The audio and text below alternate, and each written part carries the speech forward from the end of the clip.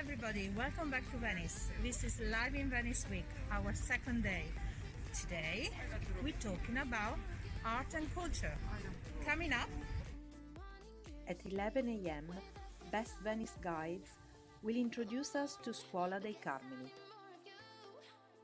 At midday, lunch with the author, Italian journalist Vera Mantengoli at Torrefazione Canareggio. At 1 p.m., Fondazione di Venezia, promoting the development of a cultural heritage and economic life of Venice. At 2 p.m., A+A Gallery, Contemporary Art in Venice. At 3 p.m., Scuola Grande San Giovanni Evangelista, Art and Architecture in Venice. At 4 p.m., Scuola Dalmata dei Santi Giorgio e Trifone, a hidden treasure in Venice. At 5 p.m., Fondazione Querini Stampalia, Library, Museum and Exhibitions in Venice. At 6 p.m., Cadoro, fabulous medieval palazzo along the Gran Canale in Venice. At 7 p.m., Ithaca Art Studio, an artist on the Giudecca in Venice. Hi everybody, welcome back to Venice. This is Live in Venice week, our second day. Today we're talking about art and culture. Coming up at 11 a.m., Best Venice Guides will introduce us to Scuola dei Carmini. At midday, lunch with the author, Italian journalist Vera Mantengoli at Torrefazione Canareggio. At 1 p.m., Fondazione di Venezia, promoting the development of a cultural heritage and economic life of Venice. At 2 p.m., A+A Gallery, Contemporary Art in Venice. At 3 p.m., Art and Architecture in Venice. Jewel that we'll be able to explore just a little bit during this Live in Venice week organized by SofaTour. So it's really an honor for me to be here today and to introduce to you the great guardian of the Scuola, who's going to tell us what his role is and what a Scuola is in Venice, and also Dottoressa Zucchetta, who is the person in charge of preserving all the beauties that are in this place. She is a proto, which is a name, a word that has basically no translation. But buongiorno. Dottor Campiuti and Dottoressa Zucchetta don't speak English, so they'll say a few words in Italian, and I'll be pleased to translate their words. So, buongiorno, Dottor Campiuti. You are the great guardian, il guardian grande. What is your role? Qual è il suo ruolo in questa scuola?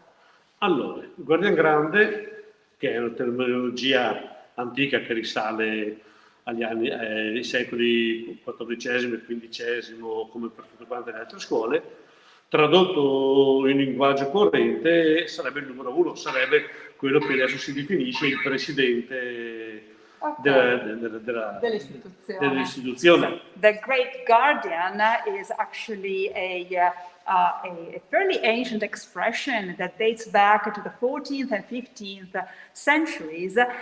Basically, in modern terms, it would be the number one of the institution, that is the president of the institution. E cos'è la scuola di cui questa scuola di cui lei è il guardian grande? So, what is a school in Venice, a scuola? Allora, le scuole sono intanto un'emanazione tipicamente veneziana. Non sono quelle dove siamo andati da giovani a imparare a leggere e scrivere, sono centri di aggregazione sorti i più antichi ancora nel 1200, San Giovanni Evangelista, San Teodoro, poi nel 1400 c'è stato San Rocco e noi alla fine del 500. Okay, a scuola is not a school in any educational sense, it's a peculiarity that is really Venetian. These are organizations that were born as early as in the 1200s in Venice. For example, Dr. Campiuti names Scuola Grande San Giovanni Evangelista, then eventually San Rocco, which is a place not far from here. And in the 1500s, here comes Scuola Grande dei Carmini. And these organizations were created basically for mutual support, so not a place where to go and study. Allora, le scuole erano sorte, tanto sono due tipi di scuole, le scuole di devozione e le scuole d'arti e mestieri, perché come nel Medioevo c'erano le arti, le corporazioni, qui avevamo le scuole. La scuola di Carmine è una scuola di devozione, che è sorta, ancora alla fine del 500, 1594, sotto la protezione della Vergine. Ogni scuola ha un santo che serve da protettore e praticamente le scuole hanno anticipato quello che è il sistema di welfare, perché la Repubblica aveva demandato alle scuole tutte quante quelle attività assistenziali che non facevano capo a loro, perciò curare i malati, gli infermi, creare doti per le ragazze che devono sposarsi, oppure peggio ancora per quelle che andavano monache, che la dote doveva essere molto più ricca, seppellire i defunti e accompagnare anche, sembra un po' folcloristico, i condannati a morte. Okay, so there were two main kinds of scuola, of such brotherhoods, confraternities. One kind was devotional, which is the case of Scuola Grande dei Carmini. The other kind of scuola would be instead sort of a guild where all those that did the same job would be united. Scuola Grande dei Carmini was a devotional scuola. It was protected, it is still protected by the Holy Virgin of Mount Carmel. Every single scuola would have their own protector, their own main saint. Among the purposes of such a schools, there would be some sort of a welfare system, which was not provided by the state, by the government of the Venetian Republic. So giving dowry, healing the sick, helping the poor, something like that. We have a question. Today I have Cinzia with me, who's helping on the backstage. We have a question for Dr. Campiuti. What kind of emotions do you feel every time you step inside this majestic building? Che emozioni prova ogni volta che lei viene dentro questa maestosità, alla maestosità di questo edificio? Cioè, vedere la scuola ti riempie gli occhi di stupore e di bellezza sempre, perché ogni volta cogli sempre un particolare che può essere sfuggito. Adesso, dopo tanti anni, ovviamente, non dico che ci sia una assuefazione, però cogli sempre l'attimo per ammirare tutto quanto quello che è stato creato nel passato dai nostri progenitori e che noi speriamo di poter preservare e di consegnare a chi verrà dopo di noi, anche se indubbiamente c'è una sensibilità diversa oggi rispetto ad allora.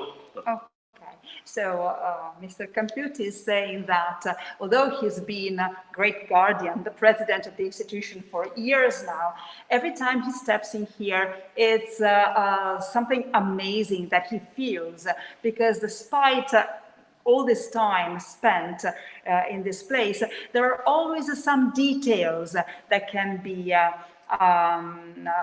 noticed and that he had not noticed before. Obviously, he's saying the purpose that I have today is to preserve all this also for everybody that wants to come and admire this, although the sensibility today might be a little different from the sensibility that they had in the past. And at this point, I would like to ask Miss Zucchetta something about the preservation of this scuola, because she's the one in charge of it. Quindi, dottoressa Zucchetta, volevo chiederle qualcosa in merito alla conservazione di questa scuola, argomento che ha introdotto appunto il dottor Campiutti. Certo, la conservazione della scuola è uno dei compiti proprio diciamo indicati nello statuto della scuola. Quindi noi abbiamo l'obbligo, il dovere di conservare, quindi di consegnare tutti i beni, sia l'edificio sia i beni artistici contenuti alle nuove generazioni.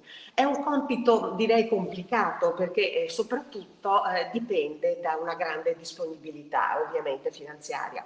Proprio di recente abbiamo avuto il grandissimo problema delle facciate, le quali appunto, dato anche un po' il passaggio del tempo, avevano diciamo delle disgregazioni, delle fessurazioni e anche caduta di materiale.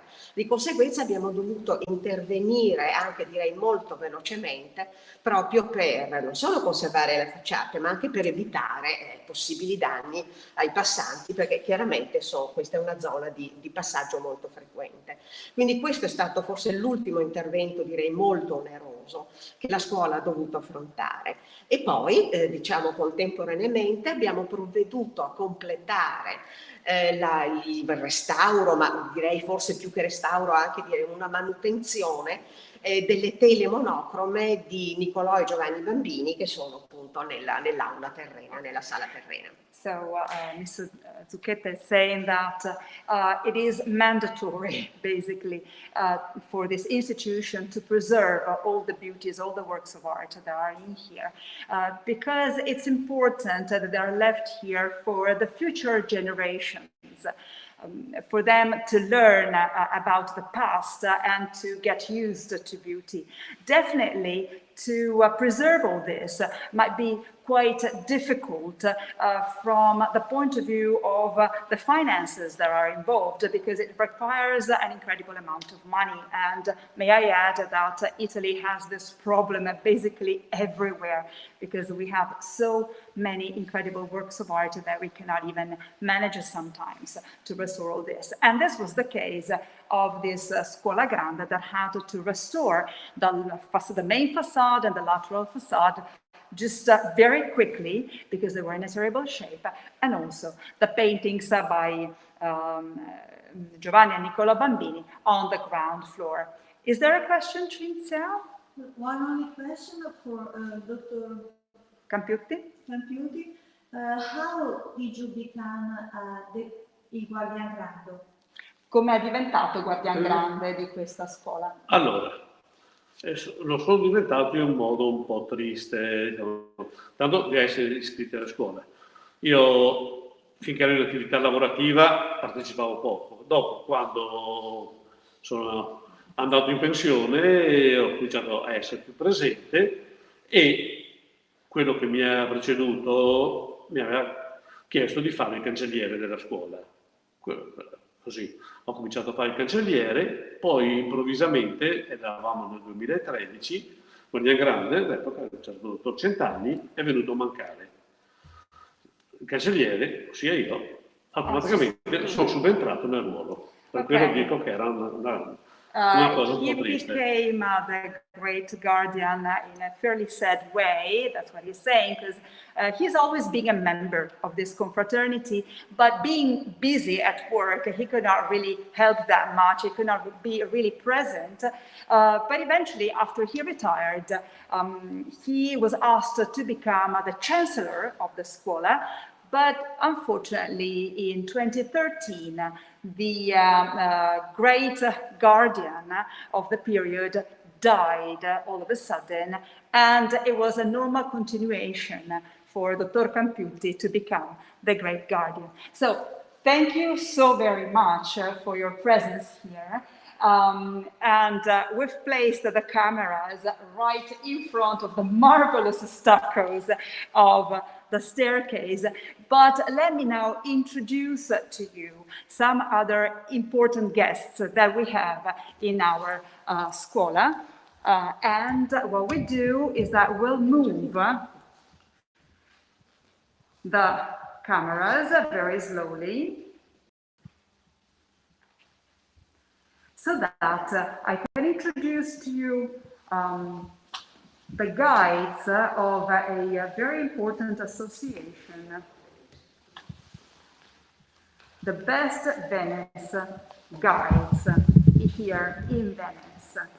Okay, I leave Cinzia behind the cameras in the backstage, and here I am with Luisella Romeo. Luisella Romeo is a friend, is a colleague of mine, and in particular, she is one of the founders, or maybe the main brain behind the project Best Venice Guides. So what is this association and how did it come up? How did you come up with this idea of the Best Venice Guides? Well, first of all, I thought that when you talked about an important guest, you meant the Virgin Mary right behind. No, you're important.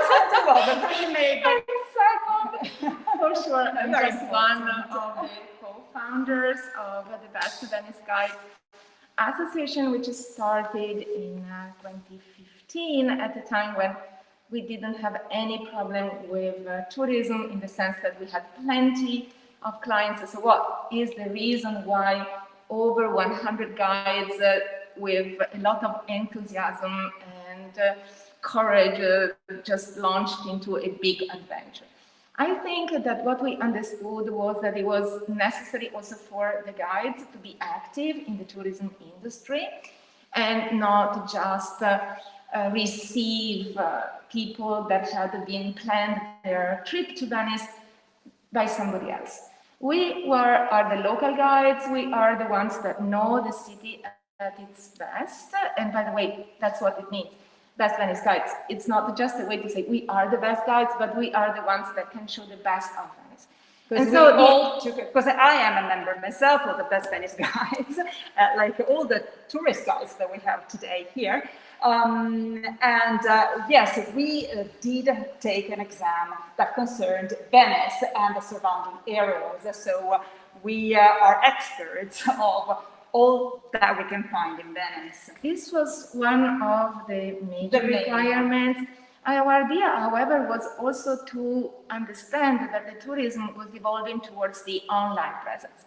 So the idea was to create a website, to contribute with a blog constantly in all the over 10 languages, foreign languages we speak, so that people before arriving in Venice knew how to plan their visit. And this was exceptionally important for the sustainability of the tourism that we were going to support in the town. So we are local, we pay our taxes here, and I want to stress that, because this means that we support the city with our work.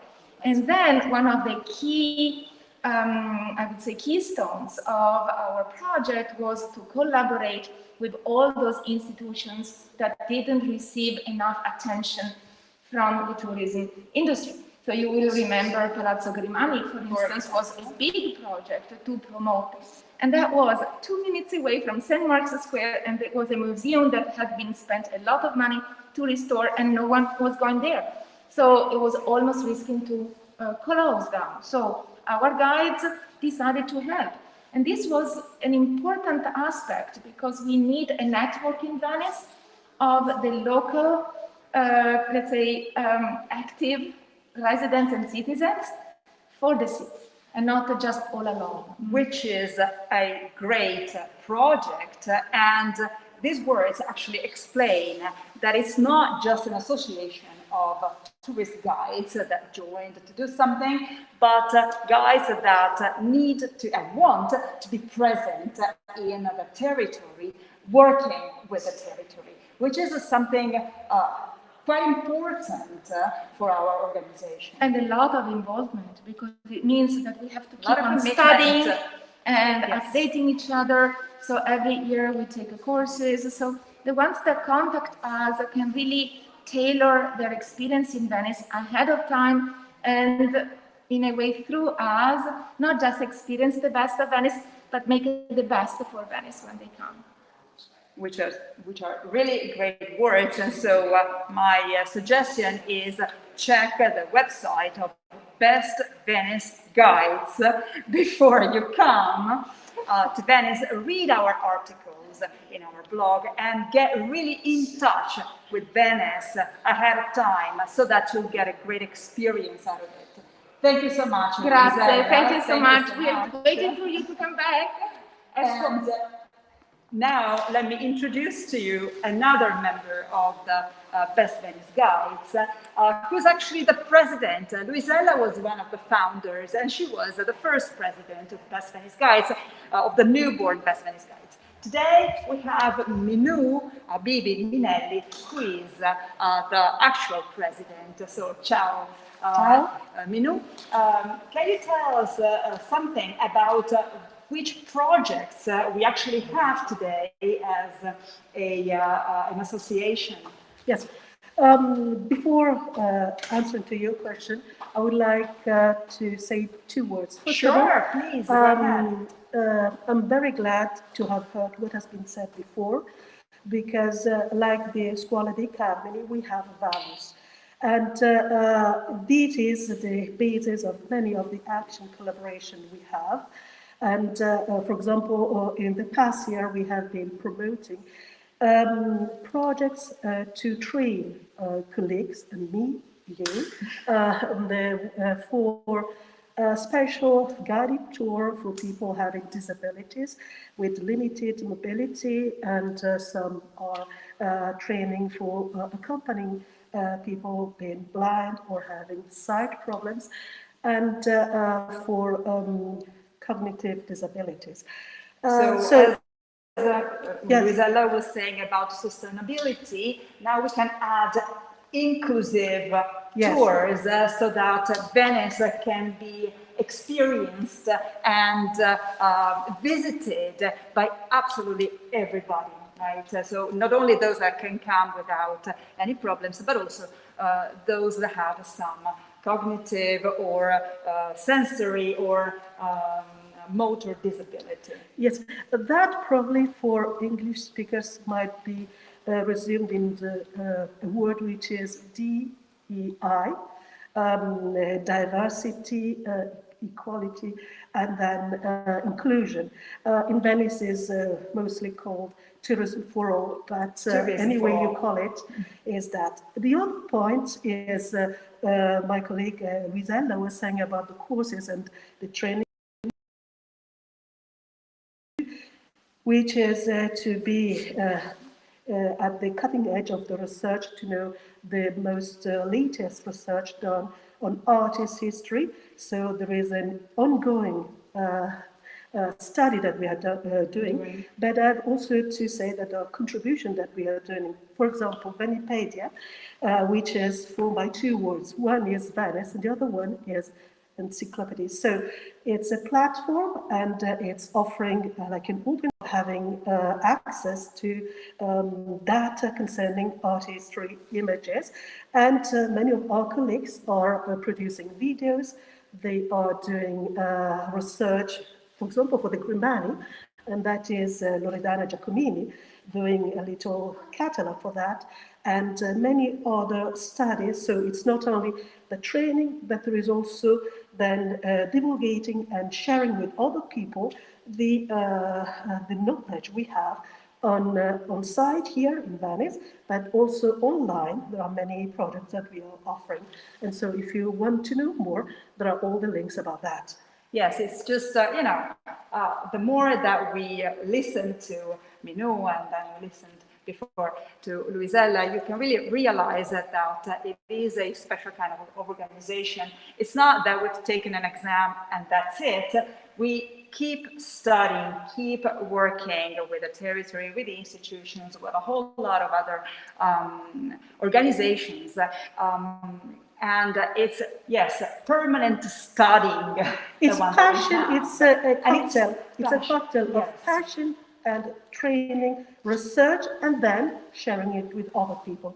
Yes, because without passion, it's impossible to carry on all this. Yes. But we also have projects for tourists. Okay, we have projects for ourselves that we were talking about, but also we have projects that we share with those guests that come and visit Venice. So we have many different type of itineraries. For example, now that there is the opening of the Architecture Biennale, there is a group of colleagues who are already preparing it to be able to an international public offer the best in a way knowledge of this, and many of my colleagues are working on this for the past 20 years, and that's the case of Vittorini, just an example. And of course, that's the person I'm thinking. Not only contemporary art, but there are also projects for kids and their families, and again, it's going to the point of special needs, of understanding the public and how to communicate with them. But then we have other projects that goes to Venezia Meravigliosa, and it's in a way addressed at the moment to the public living in the Veneto region. But of course, this type of itinerary, we hope to be able to offer it to a wider public. In all the languages that we speak, because there yes. are so many, different languages that we speak in our association. 19. 19, okay, yes. I missed the number, but Minu knows it, 19. Yes. Okay, Minu, thank you it has been a pleasure. very much. Thank you. It's been a pleasure to have you here. And sorry, but I thought I can go. Yes, thank you so much.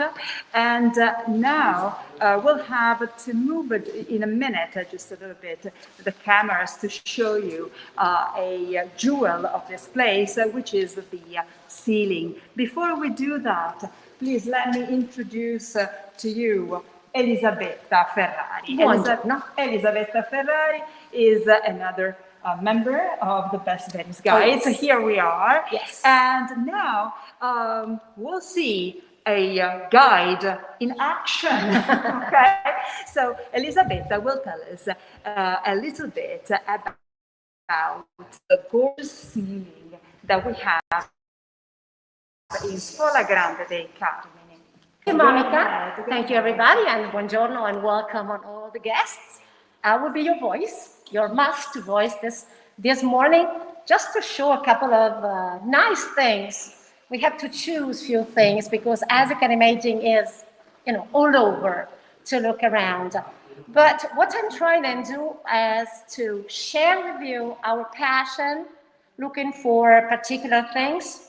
Sometimes not nice for our neck, because the ceiling is always a kind of guess if you can check all the details. But as you realize, this place, the Scuola Grande dei Carmini, is still an alive place. You already met the Guardian Grando, but it's a place which is possible to visit. If I can interrupt you, yes, you said something really important, because this is a beautiful building, beautiful architecture, beautiful paintings and stuccos and works of art. We work here as tourist guides, but all these places are alive. Absolutely. Thanks to the people that run them, that work for them, sometimes even without getting any money, because it's more the money you spend for preserving all this than the money you actually earn. Yes. As a confraternity. It's a kind of heritage, because also from the beginning is because of authors that the community has two possibilities to enrich with beautiful pieces of art.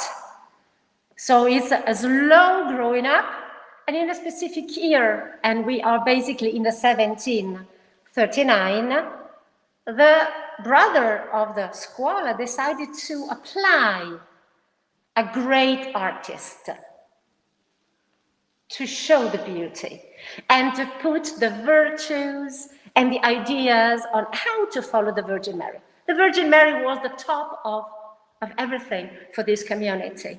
So they have to learn how to get the right virtues to correspond or whatever the Virgin Mary told. So the great artist to be called in 1739, it's a very famous name. He was very active, and he was already painting a lot in the city. He was connected with very rich families, decorating the frescoes on the ceiling, celebrating the memories, the glory, the importance of the place, always on the ceiling. So he did several frescoes. He painted also a lot for the churches.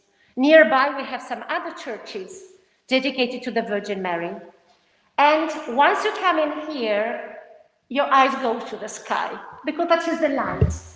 And whatever Tiepolo was asked to do, because this painter is the most and famous and international Tiepolo, he offered a project to touch the main point of the credo of the community. And everything started almost early, more or less in the half of the 1200, whenever one of the oldest friars, Simon Stock, whenever he was praying, he has a vision. The Virgin Mary came down, standing on the clouds, not just talking to him, but offering two strange little pieces of fabrics, which was something to wear to protect everybody wearing the scapular. That's the name of this little fabric, which has holy images, one on the front, one on the back, with the face of the Virgin Mary or Jesus, to protect also during common life, whatever we did, and to push everybody on following whatever the Virgin Mary was teaching us, like charity, like taking care, which was basically whatever also the community was doing. So the major painting is showing that first action, the most important beginning. The lower level is pretty dark. Several times the darkness is our normal level, the ground level, where we human people are living. And looking carefully, which of course, my dear guest, is easier to see really on site than on video. So we try and do our best to let you see, but you see, once you will be here visiting, that will be great. And you can really see better what I'm trying and transmit to you, which is lower level kind of tombs, bones, skulls, because one of the positive situations on wearing 24 hours a day the scapular is to be sure of resurrection. So this is the moment where everybody is basically leaving the purgatory to go to the sky. So we have a person on the left-hand side. He is Simon Stock. Whenever praying, has the vision of the Virgin Mary.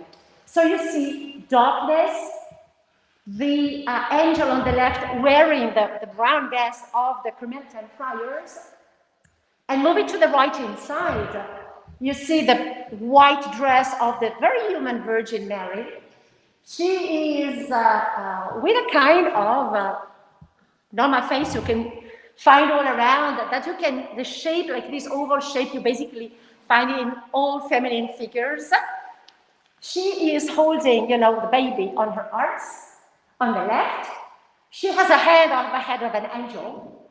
But in between the Virgin Mary and Leonard Stock, there is another angel. You understand there is a little bit of air, because the hairs of the angel are like going on the back, like if the wings on the angel on the left are moving to create movement, like a vortex.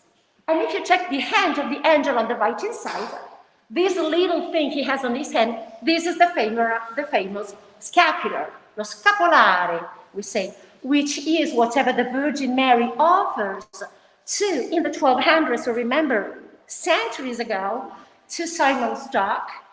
And this is one of the symbols of the story. Then, of course, my dear guest, it's a lot to see little Putti, little Stacco, but we wait for you to see that specifically on site, which will be, I guarantee, very emotional. So thank you very much. We now move slowly, because we need another beautiful voice. My colleague Francesca is now waiting for you. So let us move the devices to the next spot. Obviously, just consider that a live streaming event depends on connection, and sometimes moving from one spot to the other, we can have bad connection. So in case you lose we lose the connection, we really apologize in advance. The room is a little dark here, but in a second, there we go. Okay, we lost connection for a moment, but I hope that now you can see my colleague Francesca in this next room, and we have Mr. Computi making everything possible here. Now, thank you, Mr. Computi, for your presence.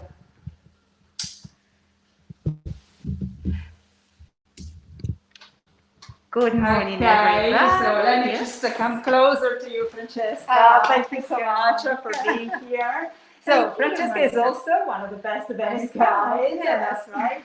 And she's here to give us another little pearl, another little jewel of this marvelous Scuola Grande dei Carmini. Yes. Please, Francesca. So, Monica, here we are in this tiny and very intimate room that is the archive room. So the same name suggests the function of this room that was the functions then to keep, to store all of the documents of the school. And in this small room, there are paintings, all of them, they are oil paintings on canvases, those on the walls and those in the wooden carved ceiling, that were painted by lesser known painters of the times. I'm talking about the Venetian 18th century. And I'd like to talk about one of my favorite paintings in this room by Giustino Menescardi, that is Abigail's Submission, because most of these paintings in this room, they're representing scenes or stories of the Holy Bible, and they are stories and narratives of the female figures of the Holy Bible. So let me introduce the beautiful Abigail's Submission by Giustino Menescardi. This painting was painted between 1749 and 1753, and the story the painting tells is the story in the first book of Samuel, chapter 25. Abigail, that is that very elegant lady in blue, right in the center of the painting, was described as a very beautiful and intelligent woman. She has humble origins, but she got married with a very wealthy man, whose name is Nabal. But Nabal was a very rude, mean, and arrogant man. And one day, he rudely offended David, the future king of Israel. He offended David, refusing to provide him a very good supply of food for his soldiers camped in the desert. And so David decided to seek vengeance for Nabal's insult, and he decided to exterminate Nabal's household.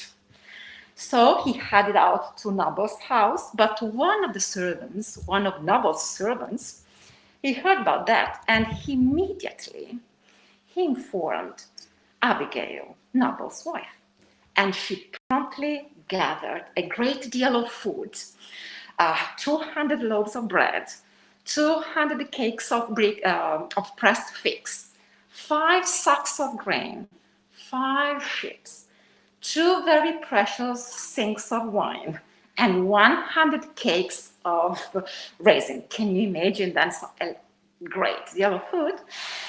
And she immediately headed up to meet David. And when she met him, as you can see, she immediately bowed herself to the ground before David, falling at his feet. And she thought, doing this then, to get the peace, to help Nabal's household to be preserved. And as David saw her courage and wisdom on doing that, he decided to put his sword in his back, in its, as you can see, scabbard, as a sign of peace. So all of this story then is represented, as you can see, in this beautiful painting by Menescardi. Let me tell you, Monica, that we don't know so much about this painter. Maybe he was born in Milan in 1720, but there's a very little documentary evidence about him. When he was young, probably around 16 and 18 years old, he was one of Tiepolo's fellows in Milan, when Tiepolo spent a couple of years in Milan between 1736 and 1738. And then the first document we have about Meniscardi in Venice dates back to 1748, when Meniscardi is mentioned in this document, that is a document of this school, when he was called as one of the painters to decorate this room. And then another document that is saying that he was member of the Venetian Painters' Fringe between 1751 and 1776.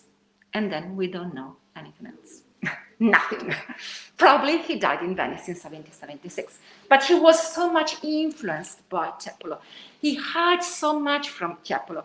As you can see in his composition, that is a theatrical composition, a typical Tiepolesco composition. Tiepolesco means from Tiepolo, heard from Tiepolo, okay? And the use of color, have a look to the bright and vibrant red on David's mantle and the deep blue of Abigail's mantle. And let me draw your attention to a couple of details. Do you see right in the foreground the two very precious skins of wine I've mentioned in the story? And then there's a lot of movement around the central figures. Servants and maidservants behind Abigail's back, and all of them, they are doing so many movements, they are twisting, they are doing so many different things. They are carrying baskets, taking care of animals. There are donkeys that were so loaded with all of that food that Abigail brought. And then another very interesting Tiepolesco feature are those soldiers to the back, on the background, on that side, that are very sketchy figures, That is a typical, that is very Tiepolesco. Tiepolesco really like to sketch figures, and those soldiers, you can see the very sketchy figures now. Okay, So thank you so much, Francesca, and I would like to thank also all the other colleagues. Okay, I think we were able to show you also a little bit of our job, what we do as tourist guides. It's not just entering, saying, well, it is also telling you the period, the dates, art and all that, but it's also stories, it's colors, it's representing painters, architects, sculptors, whatever, as people, okay? Because everything that surrounds us might be considered static, but if you think about it from the point of view of the people that actually created all this, it becomes different. And this is also our mission as tourist guides. Of course, Monica. Yes. So thank you so much Thank you so much again for being here. I would like to thank the audience for their presence.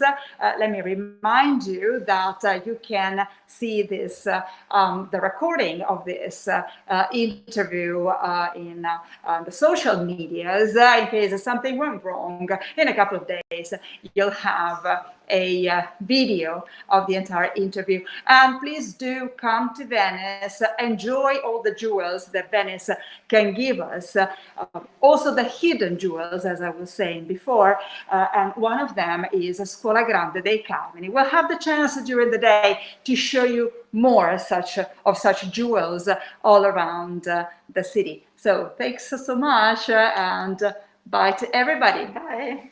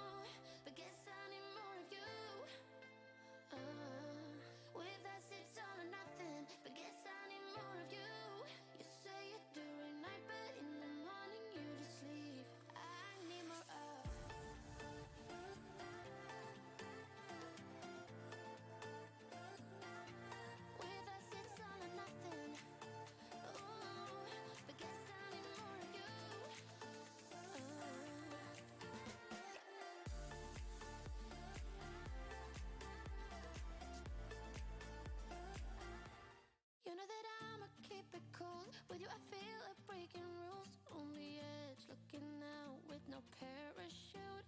You know I'm dreaming about us two, playing around without a clue. On the edge, cleaning out. With us it's all or nothing. Ooh, but guess I need more of you.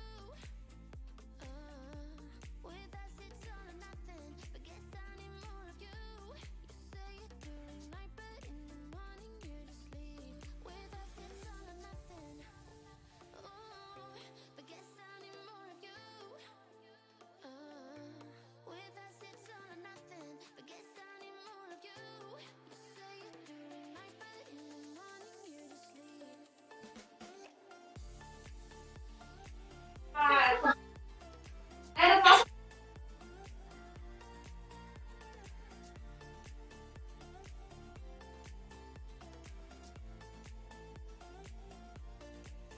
had to convince my friends this time. Think you're toxic to my mind, but I know they don't know what you're all about. The way you hold my body tight, staying up talking through the night. Yeah, I know they just don't. With us it's all or nothing. Ooh, but guess I need more of you. With us it's all or nothing. But guess I need more of you. You say it during night, but in the morning you just leave. I need more of.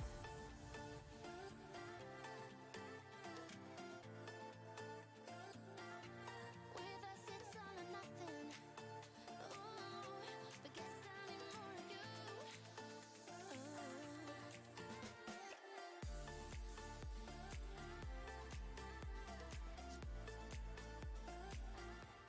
You know that I'ma keep it cool. With you I feel like breaking rules. On the edge, looking out with no parachute. You know I'm dreaming about us two, playing around without a clue. On the edge, cleaning out. With us it's all or nothing. Ooh, but guess I need more of you.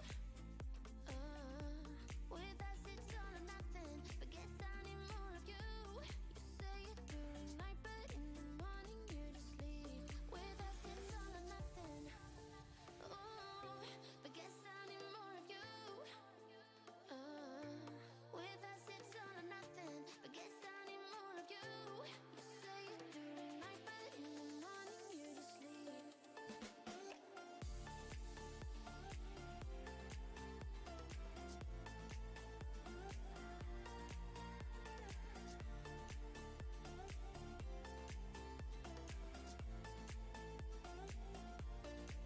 I had to convince my friends this time. Think you're toxic to my mind, but I know they don't know what you're all about. The way you hold my body tight, staying up talking through the night. Yeah, I know they just don't. With us it's all or nothing. Ooh, but guess I need more of you. With us it's all or nothing. But guess I need more of you. You say it during night, but in the morning you just leave. I need more of.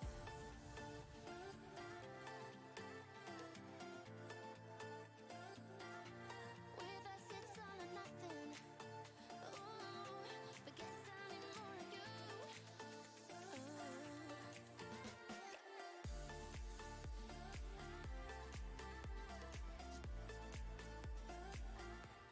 You know that I'ma keep it cool. With you I feel like breaking rules. On the edge, looking out with no parachute. You know I'm dreaming about us two, playing around without a clue. On the edge, cleaning out. With us it's all or nothing. Ooh, but guess I need more of you. With us it's all or nothing. But guess I need more of you. You say it during night, but in the morning you just leave. With us it's all or nothing. Ooh, but guess I need more of you.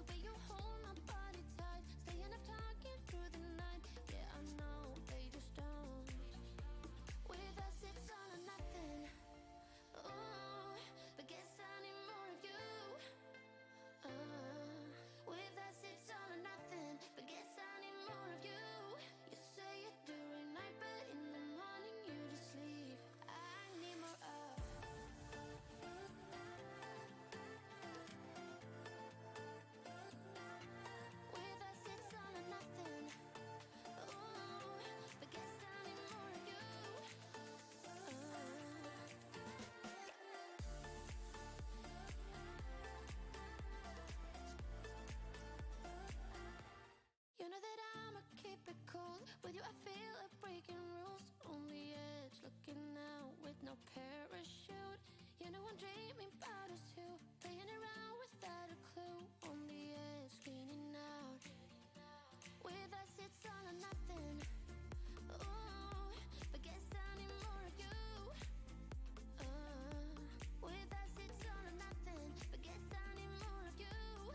You say it during night, but in the morning you just leave. With us it's all or nothing. Ooh, but guess I need more of you. With us it's all or nothing, but guess I need more of you. You say it during night, but in the morning you just leave.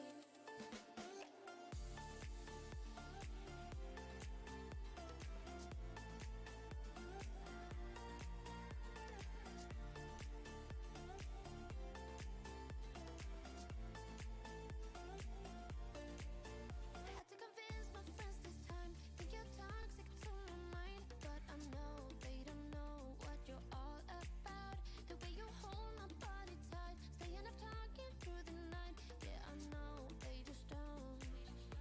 With us it's all or nothing.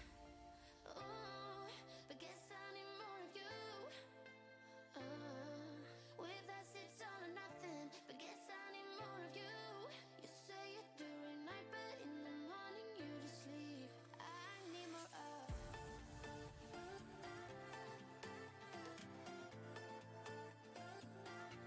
With us it's all or nothing. Ooh, but guess I need more of you.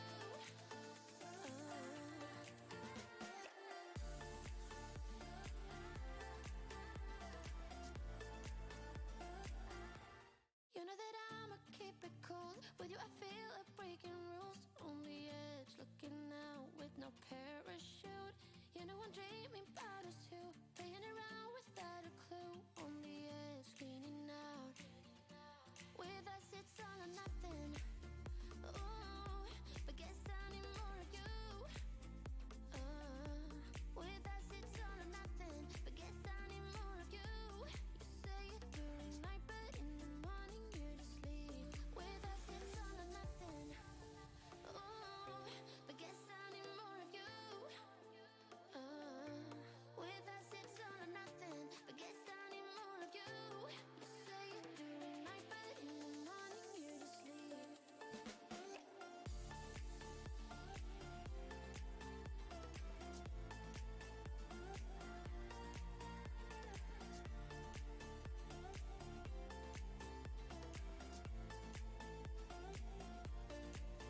Had to convince my friends this time. Think you're toxic to my mind, but I know they don't know what you're all about.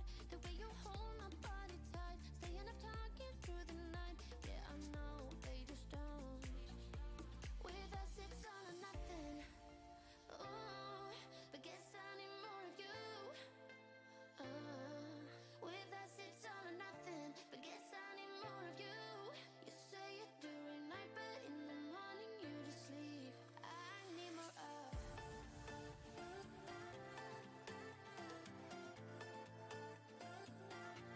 With us it's all or nothing. Ooh, but guess I need more of you.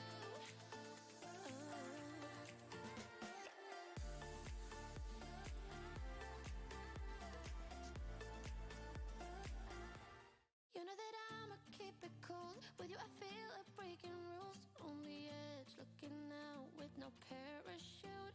You know I'm dreaming about us two, playing around without a clue. On the edge, cleaning out. With us it's all or nothing. Ooh, but guess I need more of you. With us it's all or nothing, but guess I need more of you. You say it during night, but in the morning you just leave. With us it's all or nothing.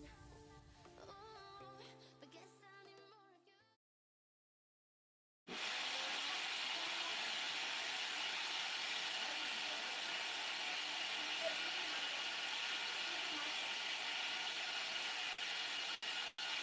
Hi everybody, welcome back to Venice. This is Live in Venice Week, and actually, as you can hear, I'm in a very particular location.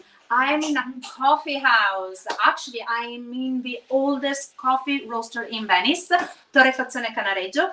I will introduce you in a minute to them, and I'm joined by Vera Mantengoli, Venetian journalist, very famous all over the city. We will talk with her in a second about her new book. But this, so you know, this is lunch with the author. So every day at midday, I am going to a different location in the city, and actually I'm gonna meet a different writer, and we're gonna combine literature and food. So that, you know, that's the things, my passions that I really, really care about. Remember, this is Live in Venice Week is an event brought to you by SofaTour. We're going live, so please bear with us. If anytime the streaming fails us, you know that you will be able to watch the recording later on our website. So just 1 second, because we're getting our drinks in, because otherwise we're gonna like parch. Okay, thank you so much. And this is Maela, that we will talk to her later on. And she will explain everything about the coffee and so on. Just 1 second, we put things down and then we start our lovely interview. Grazie. Hi. Okay, Vera, you work for the local, one of the biggest local newspaper in Venice, but you also work for national newspaper. So how long have you been a journalist, first of all? First of all, thank you for inviting me, and hello to everybody who is listening to this time interview. Actually, before being a journalist, I worked a long time in jail. Oh. So before becoming a journalist, I used to be for almost 6-7 years in jail, and in which I work also in the review in the jail. And so I'm a journalist from 12 years. Okay.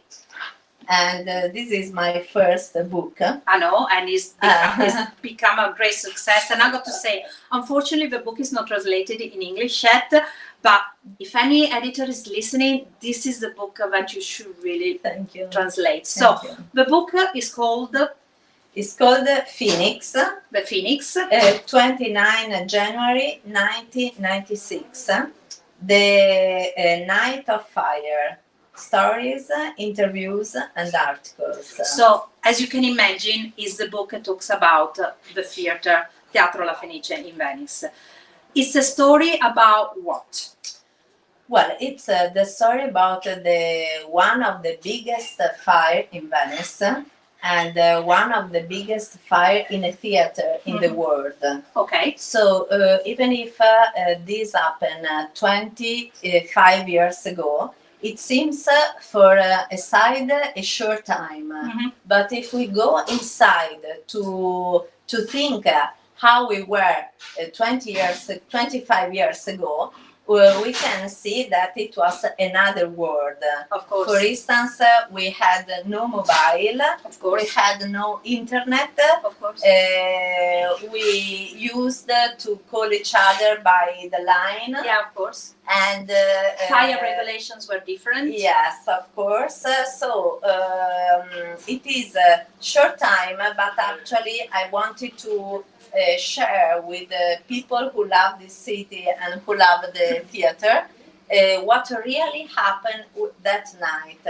Not only in a journalistic way. I mean, not only say what happened. Yeah, not just the facts. But I want my readers could feel the emotions of the night and of the city, because you have to imagine that yes, that night a lot of Venetians, because there was no mobile and no internet, at one time they saw a very big fire cover all the sky. And over smoke, and yes, you know, and they didn't know yet. And they didn't know. So a lot of people go out from their home following the light, and actually then they realized that was the theater, Wow. the beloved theater, Wow. which was built in 1792. Okay, and we go back to that in a second Yeah. because I want to know a couple of things. Okay. And so this is the main goal, what I wanted to know. Then I wanted to give the possibility of the to my readers to hear the voice of the people. Yes. So I looked for some people who were there, different people, and I asked them to tell me what happened, what they felt, and I choose 12 persons, Okay. because in the ancient tragedy, in the ancient Greek tragedy, the core was composed by 12 people. Okay. So these voices is as a choir. core. It's a yes. choir. Yes. They accompany the reader to this to the core of the tragedy, and they comment. Wow. So actually, it's not just.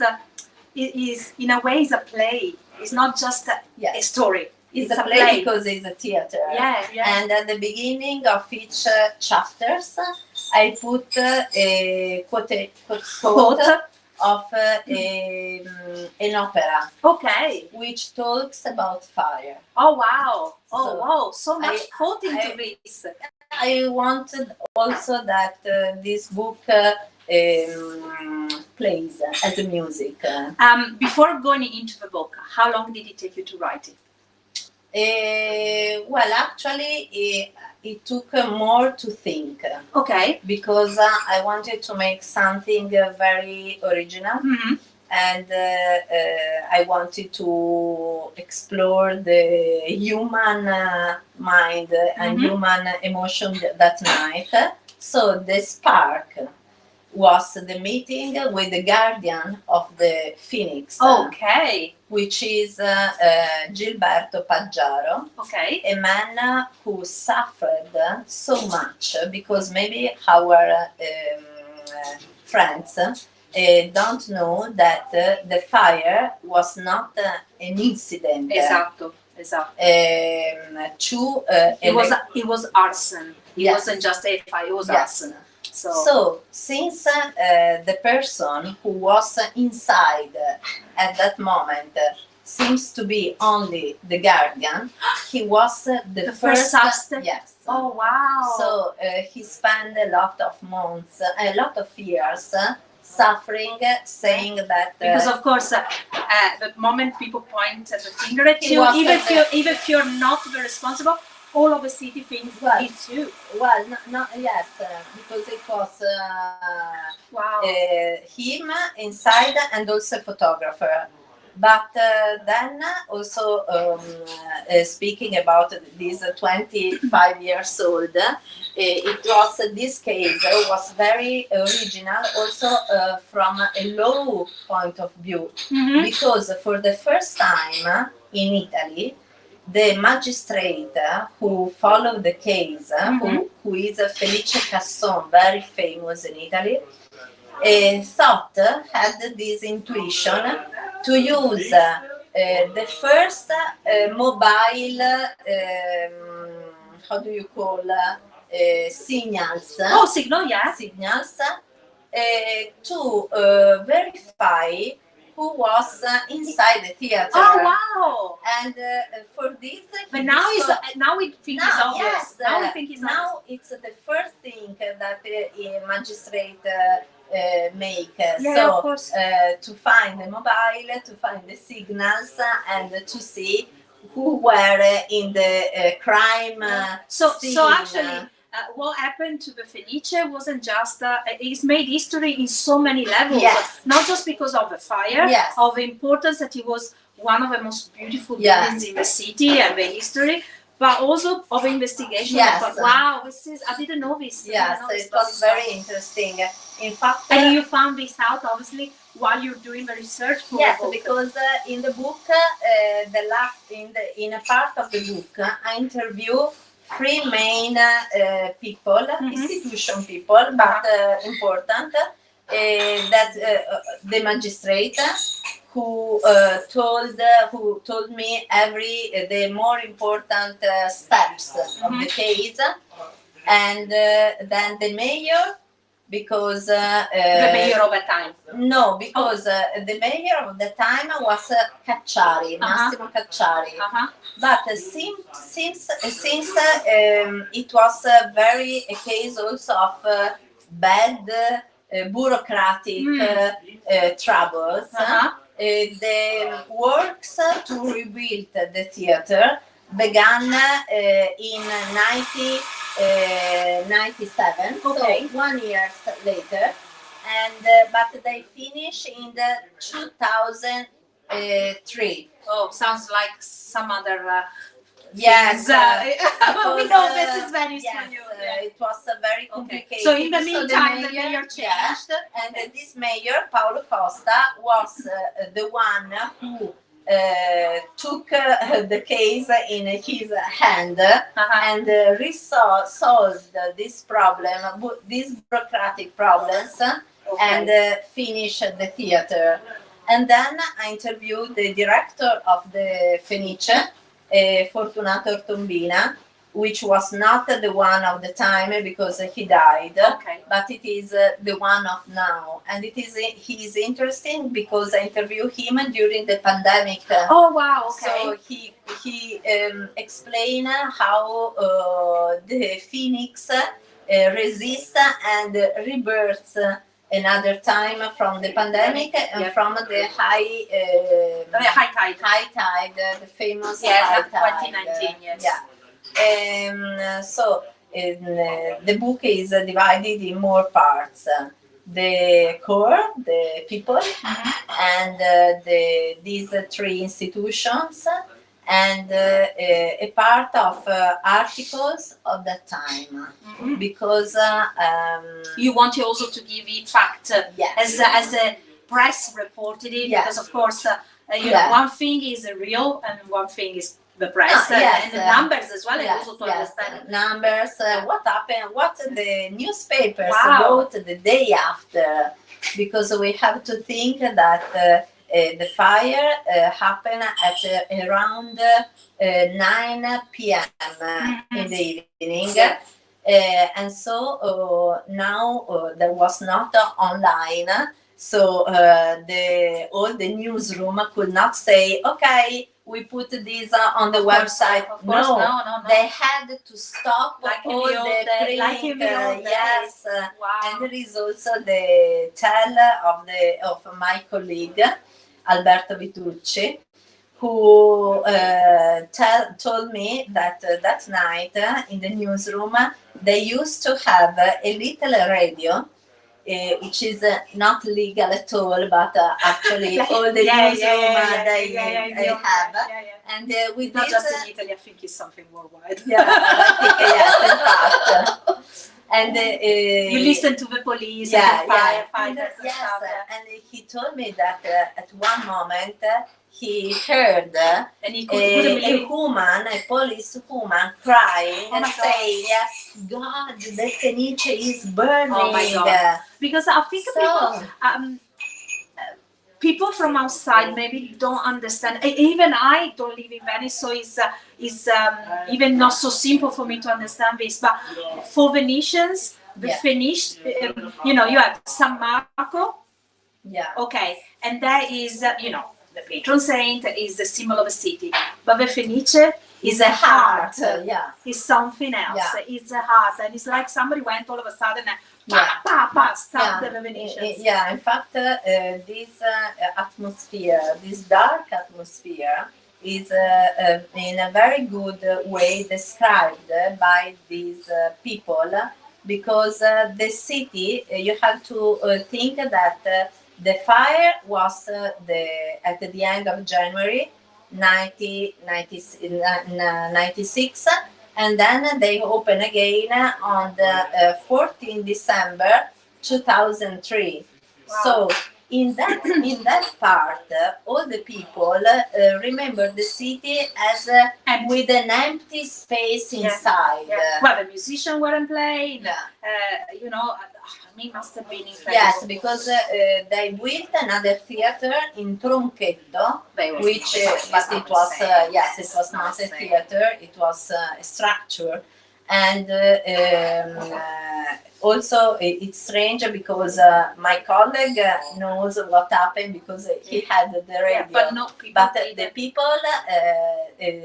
told me that yes, they were completely a person, a musician. Yeah, that's what I was saying. Can I read the back?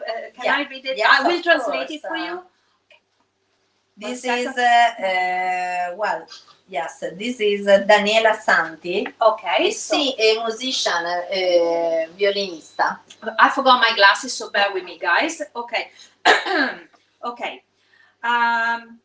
It wasn't a structure that was burning, but a living organism. The moment I learned that the Fenice was burning, I didn't make any questions and just went immediately to see. I was in bed. I got up, put the coat on, and up I went. It was like if I was running to helping somebody that wasn't in need of help. Like if a theater was a living person that was calling us while it was going away. When I saw the flames, I immediately thought to the entrance bench where my father used to sit down. The Fenice wasn't just a building, it was home. And I think this is one of look. I'm not one that gets easily emotional, but I got goosebumps. So one last thing, because I recall Maela to talk about this. How many times did you actually cry while you? But there is an important thing, that I forgot at the beginning.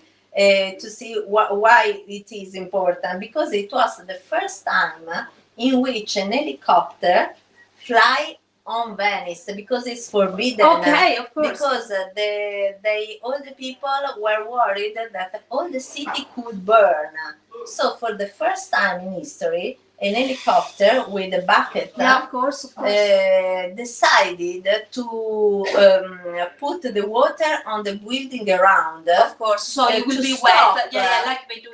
But where find the water? Because there were no fire system. Of course, we didn't have fire hydrants back then. Of course, the canals were dry. Of course, because they were doing work. Yes. So where did they find the water? So they had to go in the lagoon. And they put the water. They took the water in front of San Mark Square. Okay, from the basin. And he made 220 trips with 1,000 liters of water every trip. So this is this fireman Roberto Tentellini was a sort of hero, as another fire in the out of the Phoenix, Pini, because he went inside and he took out all the bombole, the bottles, bottles of gas. The gas bottles. Because inside there were a lot of works in that period. Because Woody Allen should have come to have a concert. The works should be finished until the end of January. And a lot of companies work inside. And the cause, because these two electricians put the fire, was because they were not able to finish the work in time. And they didn't want to pay. So they want to simulate an incident, but it was the situation was big. Went out of hand. I'll stop you there for a second because I want to introduce Maela, because we are at Torrefazione Canareggio. So first of all, can we see her? No. Okay, let's do it this way. Sit down. Okay. You sit down. And I'll stand up. Even if you don't see me, it doesn't matter. Okay. Maela, what is Torrefazione Canareggio? Traduci tu? Sì. I need to translate, I'm sorry. Allora, ci troviamo in Just speak a little bit of English. No, just a little bit.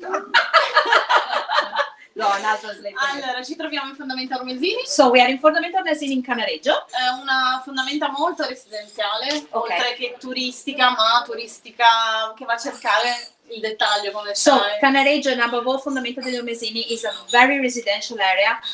And yes, there are many tourists coming, but generally is tourists that choose to come here. They don't just happen here.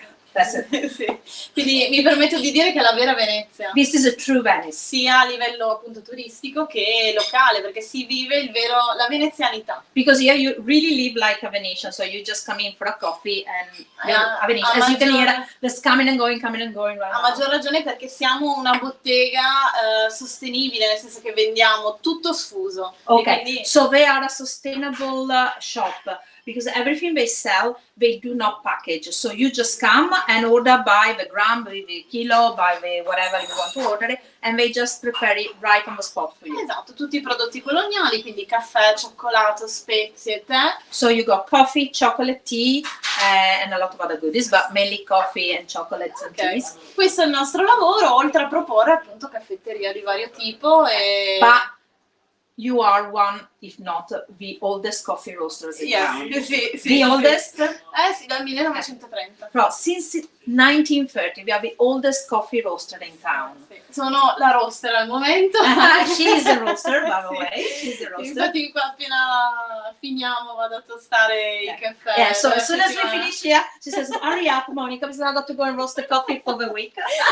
So, what type of coffee do you do here? Allora abbiamo diverse proposte, principalmente sono miscele che sono quelle storiche a cui appunto i veneziani sono più legati. So she's got various type of mixes and coffee roasting blends.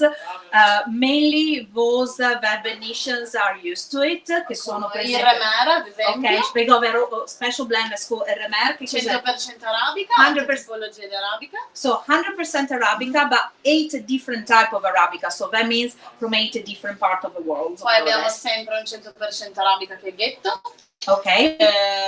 Per i 500 anni del ghetto. Ok, so they did. Okay, so for the 500 years of the ghetto, that was 5 years ago. 2016. Sì, 5 years ago, they got the ghetto blend. Sì, ha 3 tipologie di arabica. For Venezia 1600?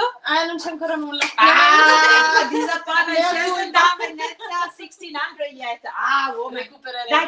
Dai, un altro 6 mesi. E poi abbiamo varie proposte di monorigini, che sono quelle su cui giochiamo di più e puntiamo di più, normali, più commerciale e specialty coffee. Okay, Quindi... so she's also got mono original, so just one type of coffee, but she's, they try. So let's say you can come here, there's one thing I love it, that you can come here and do coffee tasting. And you don't do coffee tasting on your own, you're actually guided by them, so they give you so many numbers of coffees, and they help you to understand what coffee goes with what, because I mean, she knows I don't like coffee. She got me to drink coffee. With coffee, like with wine, you need to, to match it to the right to the right thing. And it was interesting that once you taste it, you realize it is like wine because there are tannins, and it really makes a big difference. The roasting, choosing the right blend, and everything. And what Vera might like, I might literally hate, and it's not because it's bad, it's just because our palate is different. So, and she said, yes. Quindi vi aspettiamo. I know she speaks English, she's refusing to speak English. But you do chocolates as well. Sì. Okay. Con India Monsoon. Oh, okay. So she does chocolates with coffee bits in it. That is amazing. Okay. Quando siete aperti voi? Allora, da lunedì a venerdì, dalle 7:30 alle 12:30. So al momento, sì, okay. Sì. At the moment, because of the pandemic, the regulation, she's open from Monday to Friday from 7:30 to 12:30. E durante il weekend tra le 14 e le 15 in base alla Anche la richiesta. mattina? No. Dalla mattina, Okay, sì. so Sempre and 7:30. Saturday and Sunday they open always at 7:30, but they stay open till nearly 3 o'clock. Okay. Speriamo di ampliare gli orari e di tornare alla normalità. How did just one quick thing? How did the pandemic affect you? Come vi ha influito la pandemia a voi? Allora, in realtà in modo un pochino positivo, nel senso che ha avvicinato anche chi non era solito ad avere il momento della colazione, l'ha portato a consumarla a casa, quindi a venire da noi, comprare il caffè, magari anche comprare le brioche e poi fare, quindi è cambiato il tipo di utenza, meno gente che consuma qui, ma più che consuma a casa. Okay, so that's interesting. Actually, something positive came to them about this whole pandemic, that the typology of the clients that come have changed. People don't just come for a quick coffee. During the pandemic, people were coming for coffees and croissant and take them home, and they changed the way they actually were having breakfast. And maybe also more Venetians than before. O veneziani o gente che abita qui comunque. Wow. And by the way, so you know, she also looks after a fantastic ice cream parlor in Jesolo. That we'll talk about that next time, okay? And I got to say some of the best ice cream I had in my life. It's amazing. And it's called Gelateria Marina, and you have to go there. Okay. Ti lascio al tuo lavoro che continuo con la vera. Grazie, sai. Thank you. Okay. How long have we got to go? We are at 31 minutes. So we got. Maybe one question. Yeah, we got more questions also because we need. Oh, but she's gone. Okay. Maybe I can answer. They want to know if there's a curiosity from the tourists about roasting procedures, or do they just sit? What do you mean? They just they come in and have a coffee? Oh, okay. No, I can answer you because I was here. I'm here many times, and I saw, and I seen it last time I was doing I did tasting with her. You have two type of people. You have the people that come, they know what they want. Okay, so they come in and they just order coffee. But I noticed it with tourists, generally they're fascinated of the layout, the smells. I mean, I don't smell anything, but when you come here, it's like, whoa. Yeah. And because they don't sell the stuff prepared, and it's all in Italian, people ask, and they're very good. All the people are behind the counter, not just Maela, but all the staff is really, really well prepared. So when you come and you ask for a coffee, they look at you and they say, okay, what do you want? And you go, coffee. What do you want? It's like, and then you have to explain what you like. And then according to what you like, they'll go and serve you the right type of coffee. A bit like when you do with wine. So, back to your book. I'll just have a drink. Curiosity about the Phoenix. Why is it called La Fenice? Yes, Phoenix, I write it at the beginning because in the 70, we said before that it was built in 1792. But why? Because at that time, Venice was full of theater, and the Greek society of stage building. That was such a complicated. We spent 10 minutes before thinking, what's it called in English? We did that. Yes, it had Teatro San Benedetto, but this theater was taken away by another company. So the Greek noble stage building society decided to build a new theater and to call it Phoenix, to show to the people their capacity to reinvent themselves, and to rebirth by own sconfitta. Oh, by their own defeat. Wow. And it was a very name that couldn't be more perfect. Yes, because in 1837 another fire. Okay. But in this case it was because it was a fire in Venice were very they were very usual because everything was built in wood. Yes, and this is interesting because in the book, when I interviewed these people, one of the questions was when the Phoenix was completely burned, how do we rebuild it? Do we rebuild it new?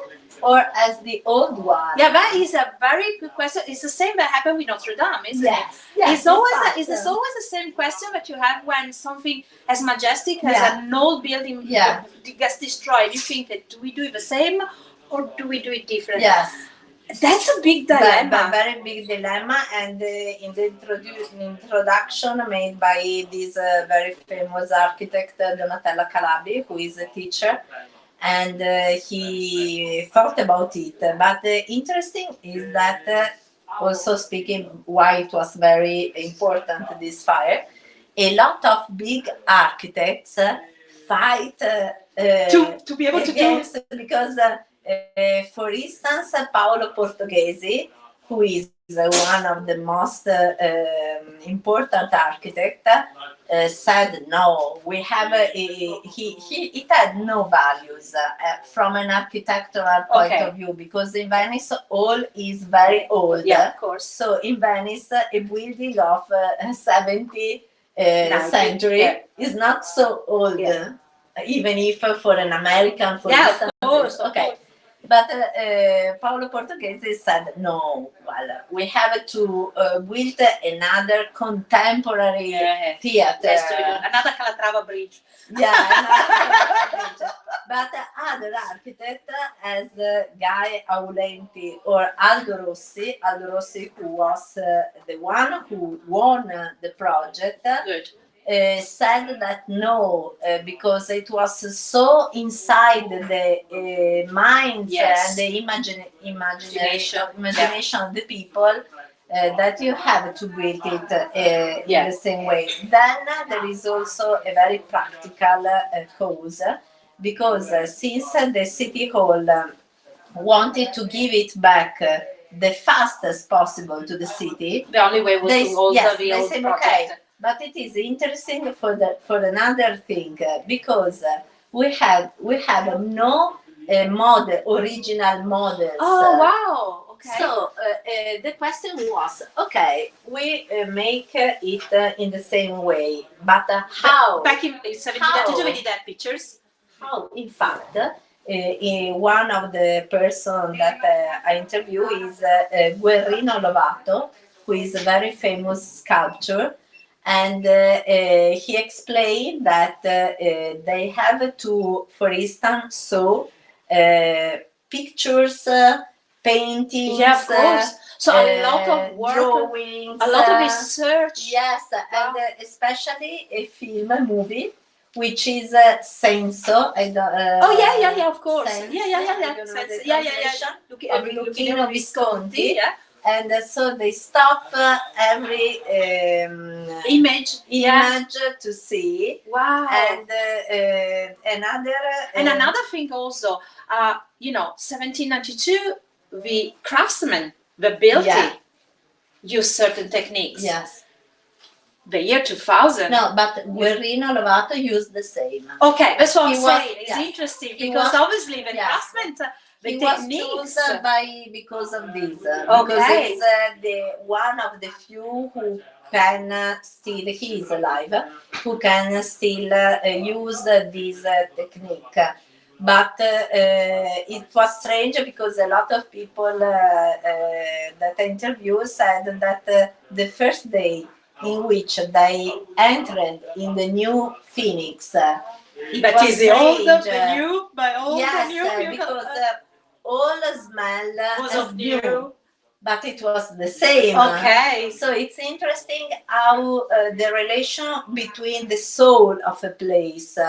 Because another motive that I wanted to write this book is that in Venice, now there is always more and more the population. And less and less population. And I wanted to show that a building is not only a house; it's the result of the heart, of the emotions, of all the people who live inside. So I wanted to. You remove that. You kind of declare that the city is gone. Yeah, in fact. And it could be a theater, it could be a church, it could be a center for people, but there are certain parts of a certain city you take them away and you literally Yes, just also, declaring, yeah. also because, you know, in the last years in Venice, there are always more and more hotels. Yes.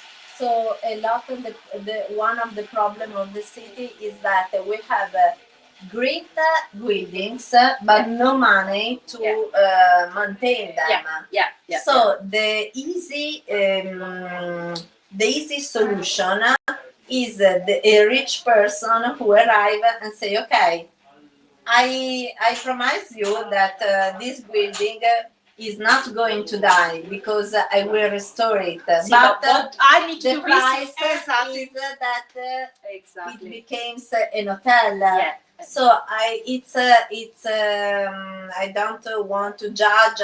It's a fact. Yeah. And it's a fact that make us think about our city and also the tourists, how we want Venice, which Venice we want. And so at the beginning, I said I said these questions, and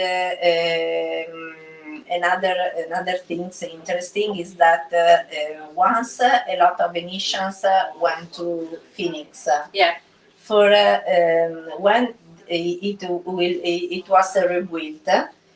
Also because all the world looked to this rebuilding, because at that moment all the world. Well, it was important because if you manage to bring back a building to its old self, you prove to everybody else that it can be done. So we were an example. A lot of money came from all the world. I think Save Venice as well. Yes, a lot of association. A lot. Every people from a little one in the press release, in the archive at the end. There's a list. Yes, a list. And then maybe we can show. Oh yeah, if you got pictures as well. If we got time yet to see. Yeah, okay. My assistant Cecilia have a back says we still got time. And by the way, she's ever back crying, so you know. To our friends, Gianfranco Tagliapietra. Scusate. Okay. Can you see? And there. And B1. Go from the top. No. Sorry guys, she's directing me. Okay. Okay, and the live. And the live. Can't see it at all. Sorry. Okay, sorry. Now, yes. Okay, sorry, we got 1 and 2 because we got 2 cameras around. Sorry about that. So this is only one of the picture. Maybe if you want to show it. I remember I read City of Angels. Yes. And it's about this. And I remember there got my goosebumps going. It was like, oh my God. Sorry about this. We're working with technology. And it stops. So and you can imagine you are actually home around the area and you see that at first you're scared for your life because you know how quickly that can catch and at the same time you're debating, is anybody selling? I mean, I can just imagine also because it was am I right, it was summer, wasn't it, or something? No, January. Oh, it was January. Okay. Yeah, but January, but as one of the people tell, it was a very clear and beautiful night with all the stars. So can you imagine all of a sudden? And a musician who were working in Giudecca Island, at one moment, he was impressed by the clearness of the sky. Then he looked at one moment at the sky again. And he was gone. Yes, and he said, what happened? And he describes as there was a dark snow. Wow. Because ashes were going everywhere. And so the smell, it must have been incredible. Also, and not for one day, for many days. Yes. So guys, tell me that this book doesn't deserve to be translated for everybody to read. Also because I'm pretty sure there are other books that have been written, but the way you've written it, giving voice to the Venetians, I think that's the trouble in many levels, in many fields in Italy, but in Venice above all, that when we talk, particularly when we talk about Venice, is always Venice. Yeah. As in something abstract. Yeah. Okay, so taken far away from actually the people that live there. Yes, in fact. And I think that's one of the reasons we started with live talks, because people, for example, for me during the pandemic, what I hated the most, it was the international media that keeps saying Venice is dead, Venice is dead, Venice is dead. And it was like, no, my friends are there. They're going around, they're going to get themselves food, coffee, stuff like that. So it was a bit annoying. And talking with other bloggers, we thought, no, we got to show that Venetian, yes, Venice is, we don't deny that it's going through a terrible time, that, the pandemic probably compared to other cities in the world has affected Venice much more than anybody else. And, me in premise, where, most out of work and stuff like that. But Venetians are here. Venetians are fighting. Venetians are alive. They go hard. They want a city to go back. And if they don't want it, personally, I think, to go back as it was before the pandemic. Yes, of course. In fact, and it's also wrong, I think, to say that they wanted to go back as it was 50 years ago, because you can't go back to that. We were talking yesterday with Gregory Dowling and with the owner of Vineria La Marona, and we were saying, can we just find a compromise where the city can live with tourists, because we cannot deny we got to live with tourists, but live it in a way so we don't die from tourism. Yeah, educating people that this, Yes, I think that actually Venetians love tourists in a way. Yeah, yes, I mean that Venice is a place in which from centuries all the people come from all over the world. As you say, it depends of how do you love a place, but not to that possibly, because we saw that the place is not only a place, is emotions, is people, is love. And what Myla said before, it was interesting because it's true that during pandemic, for instance, all the people discover the little shop. Yes, and the neighbors, and they realize, oh my God, I've got neighbors. So it was very important. And another thing that now that we are going out of the pandemic, I hope it seems. A lot of Venetians make voga. Yes, there is a big. We're doing on Thursday. We're actually covering boats, and we actually meet in 2 rowing associations. This is very important because the numbers of Venetians who wanted to learn voga. Our Cecilia did. She's doing it with Row Venice. It's growing up. And it's nice because.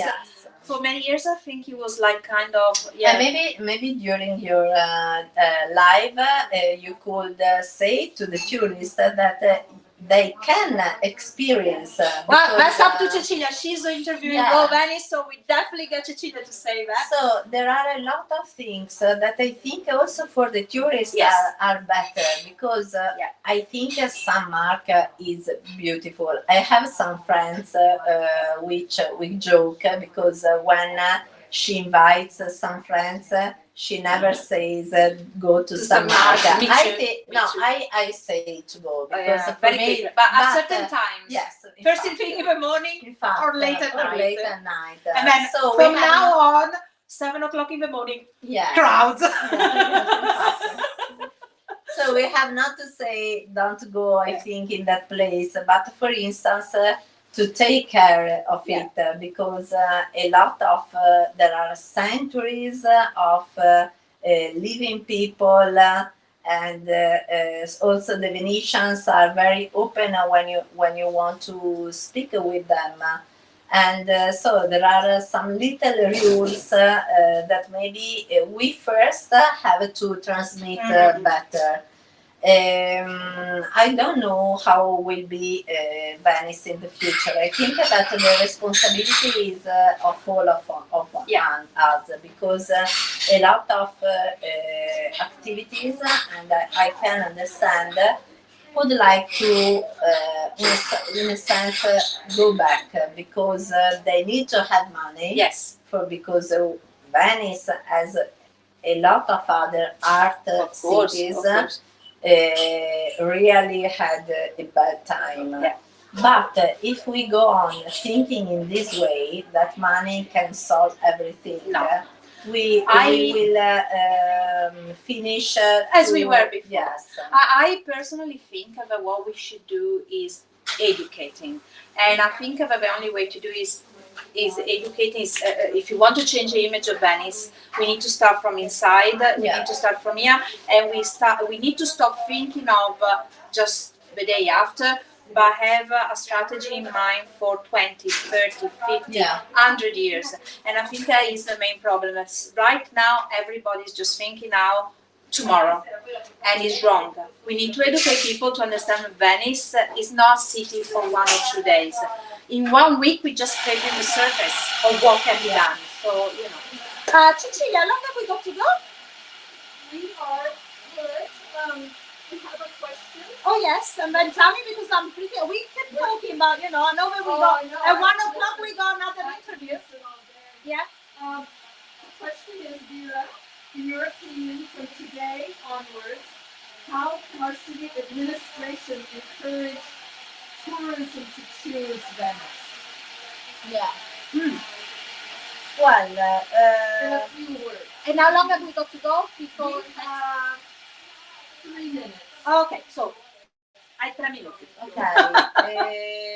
Well, it's difficult now. Of course, the administration would like to change tourism, and this is one of the main issues. But it's very difficult now. I have to say that the crisis was too much, felt too much hard for all the activities. So I have to say that there is this tendency to open all, to come back, to as rush, I told before. To rush a bit too much. Yes, but more than administration, I think that people are making a lot to say to the tourist how you can visit in another way the city. The administration now is trying to make to create some situation in which the tourist can come back. For instance, in these days we have the Biennale, and this is the first time, I think, in 2 years that we have people. Slowly we see people, but it's it's people who love art. So from this, I think, but this is my opinion, that from an administration point of view, we are a little far from it. Vera, what can I say? You were so worried, and you went like, "Way!" So pleasure talking to you. I was worried for my English. Now, also because I think it's very hard for a journalist to be interviewed, because usually she's on this side asking the questions. Thank you so much, and you know, we definitely got to get this book translated, because it's just to hear about it. Thank you also to all the persons who are watching us. Yes, this time with us. I'm thanking Maila is on the other side, but thank you so much for Torrefazione. Tranquillo. Thank you so much, Torrefazione Canareggio, for having us. I will be back tomorrow, same time at 12 o'clock. We'll lunch with the offer. Tomorrow, tomorrow, fantastic. We are in Punta Conteria in Murano. I'm going to speak to Cristina Gregorin.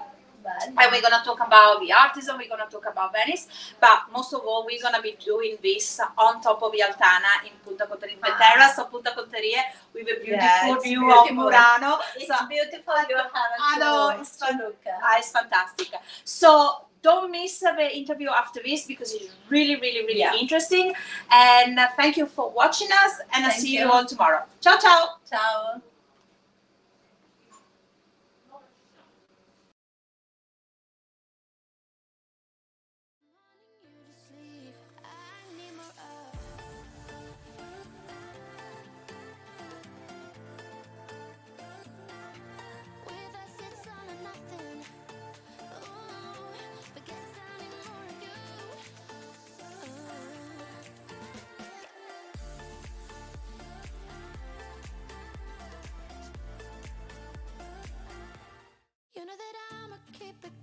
With you I feel like breaking rules, on the edge, looking out with no parachute. You know I'm dreaming about us two, playing around without a clue, on the edge, cleaning out. With us it's all or nothing. Ooh, but guess I need more of you. With us it's all or nothing, but guess I need more of you. You say it during night, but in the morning you just leave. With us it's all or nothing. Ooh, but guess I need more of you. With us it's all or nothing, but guess I need more of you. You say it during night, but in the morning you just leave.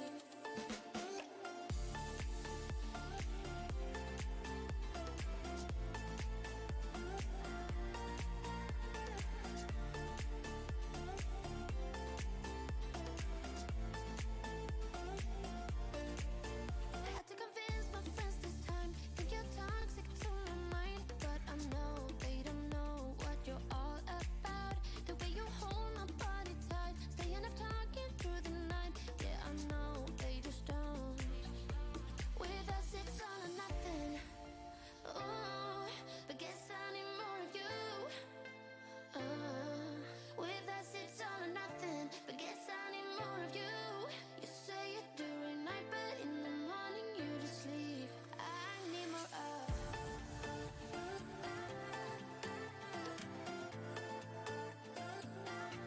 With us it's all or nothing.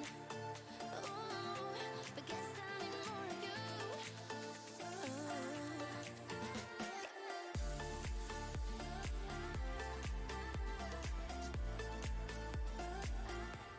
You know that I'ma keep it cool. With you I feel like breaking rules, on the edge, looking out with no parachute.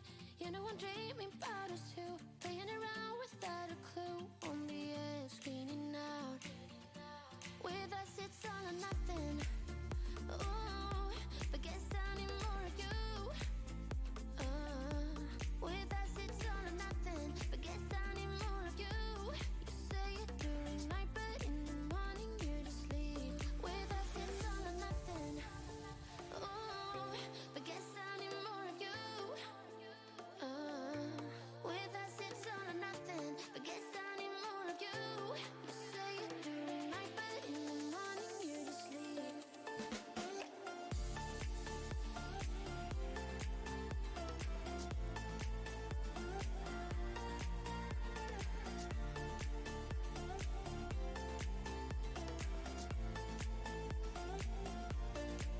I had to convince my friends this time. Think you're toxic to my mind, but I know they don't know what you're all about.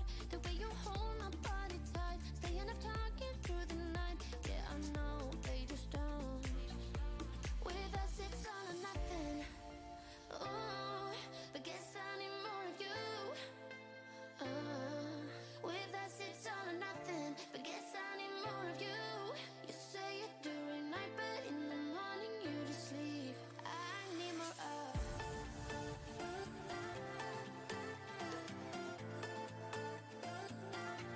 With us it's all or nothing. Ooh, but guess I need more of you.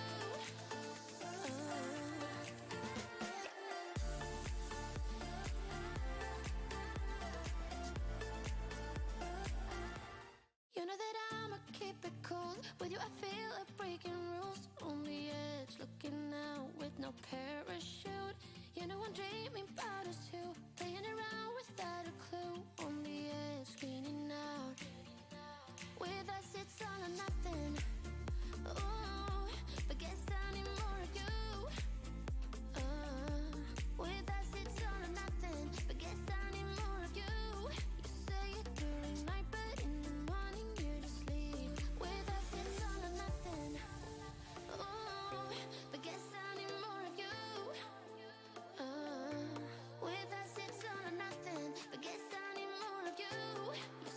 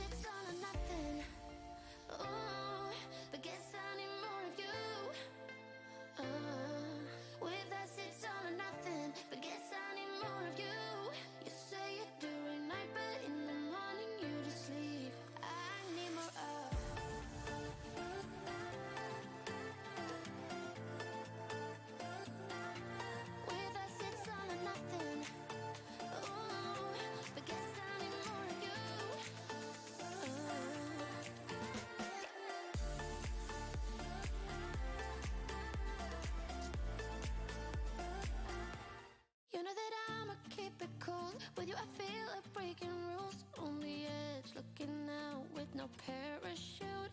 You know I'm dreaming about us two, playing around without a clue. On the edge, leaning out. With us it's all or nothing. Ooh, but guess I need more of you. With us it's all or nothing. But guess I need more of you. You say it during night, but in the morning you're just sleep. With us it's all or nothing. Ooh, but guess I need more of you. With us it's all or nothing. But guess I need more of you. You say it during night, but in the morning you're just sleep.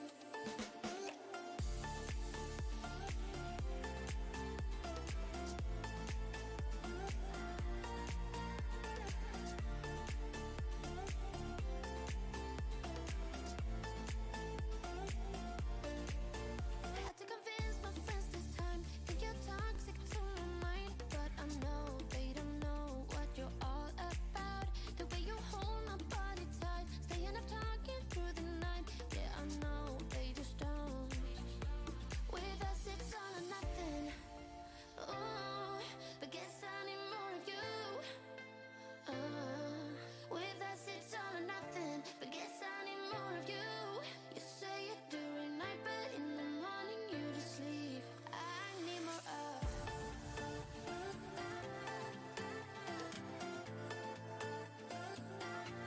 With us it's all or nothing. Ooh, but guess I need more of you.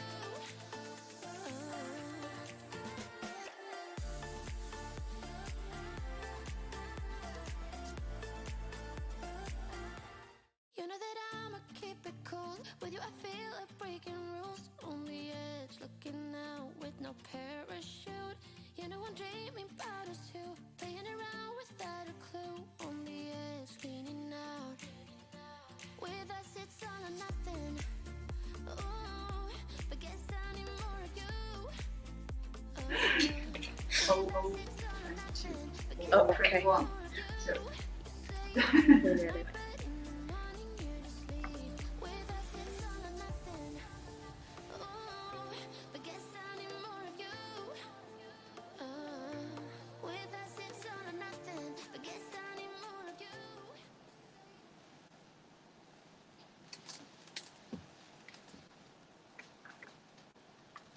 Hello, welcome back to Live in Venice with SofaTours. My name is Rebecca Ann Hughes. We're here with another live interview, so if there are any technical problems, please bear with us. There will be a recording on the website afterwards. I am here at Fondazione di Venezia with Professor Michele Pugliese. And first question, I think, is what is the Fondazione di Venezia? Well, yeah. I mean, it's one of the 88 foundation of with a banking origin, Fondazione di Origine Bancaria. They're kind of a strange beast.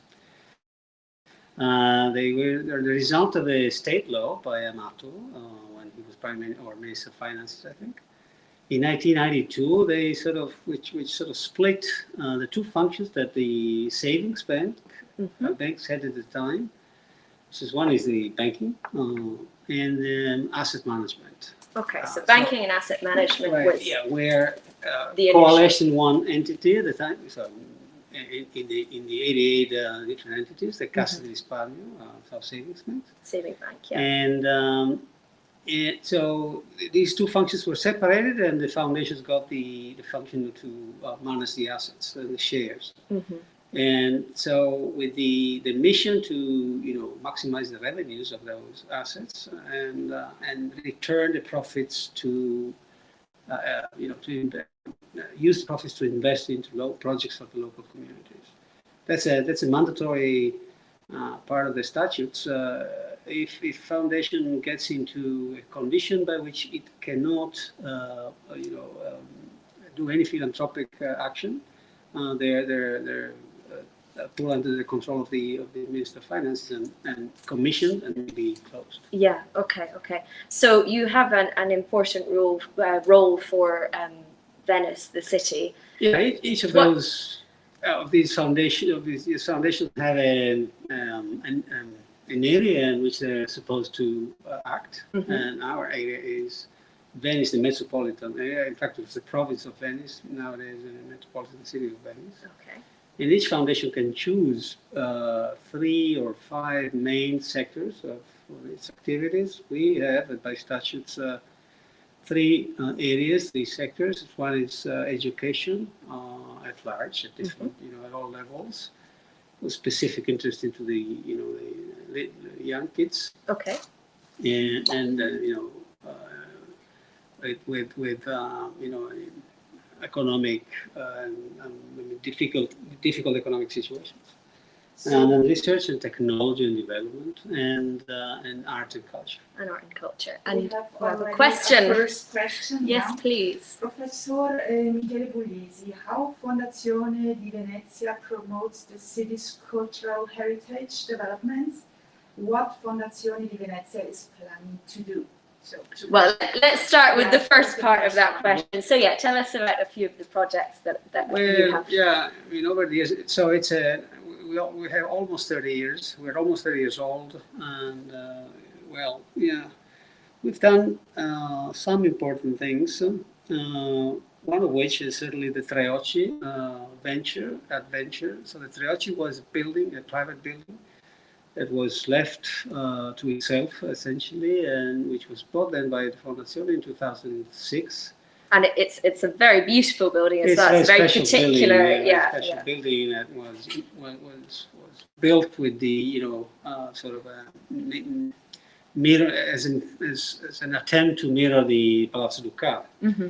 It's very, very special. It's the Treocchi. It refers to the windows that look like three arched windows. Three eyes. And so we restored it into a beautiful palace now, which the restoration was completed in 2012, and since then we have turned into a photography house. It's, through the years, and through our partnership with Civita, the managing company of the house, it has become a pretty well-known reference internationally as well for modern photography.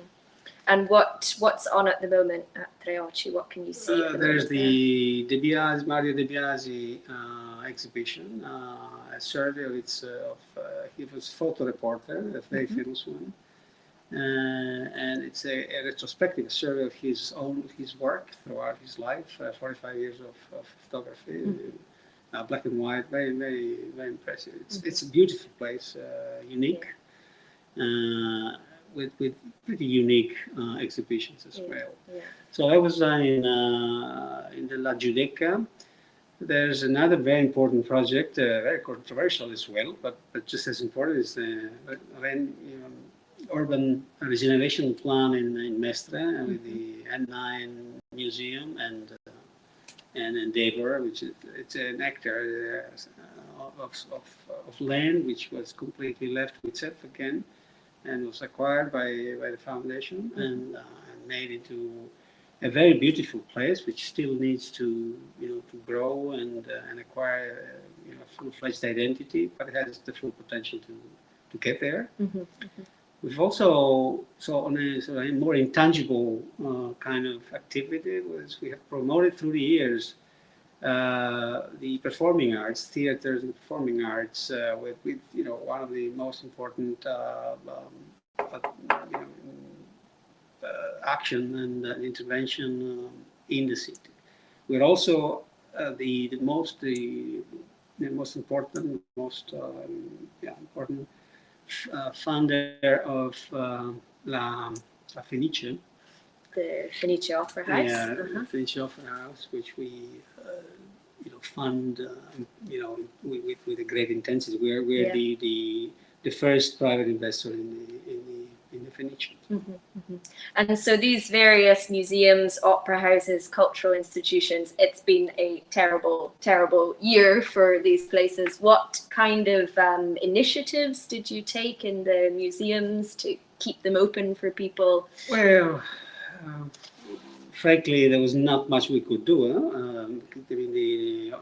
With being open Well, the Treocchi House has been open as long as it has been possible to keep it open with the exhibitions, but you know, it was really little time. You know, the opening time was really short.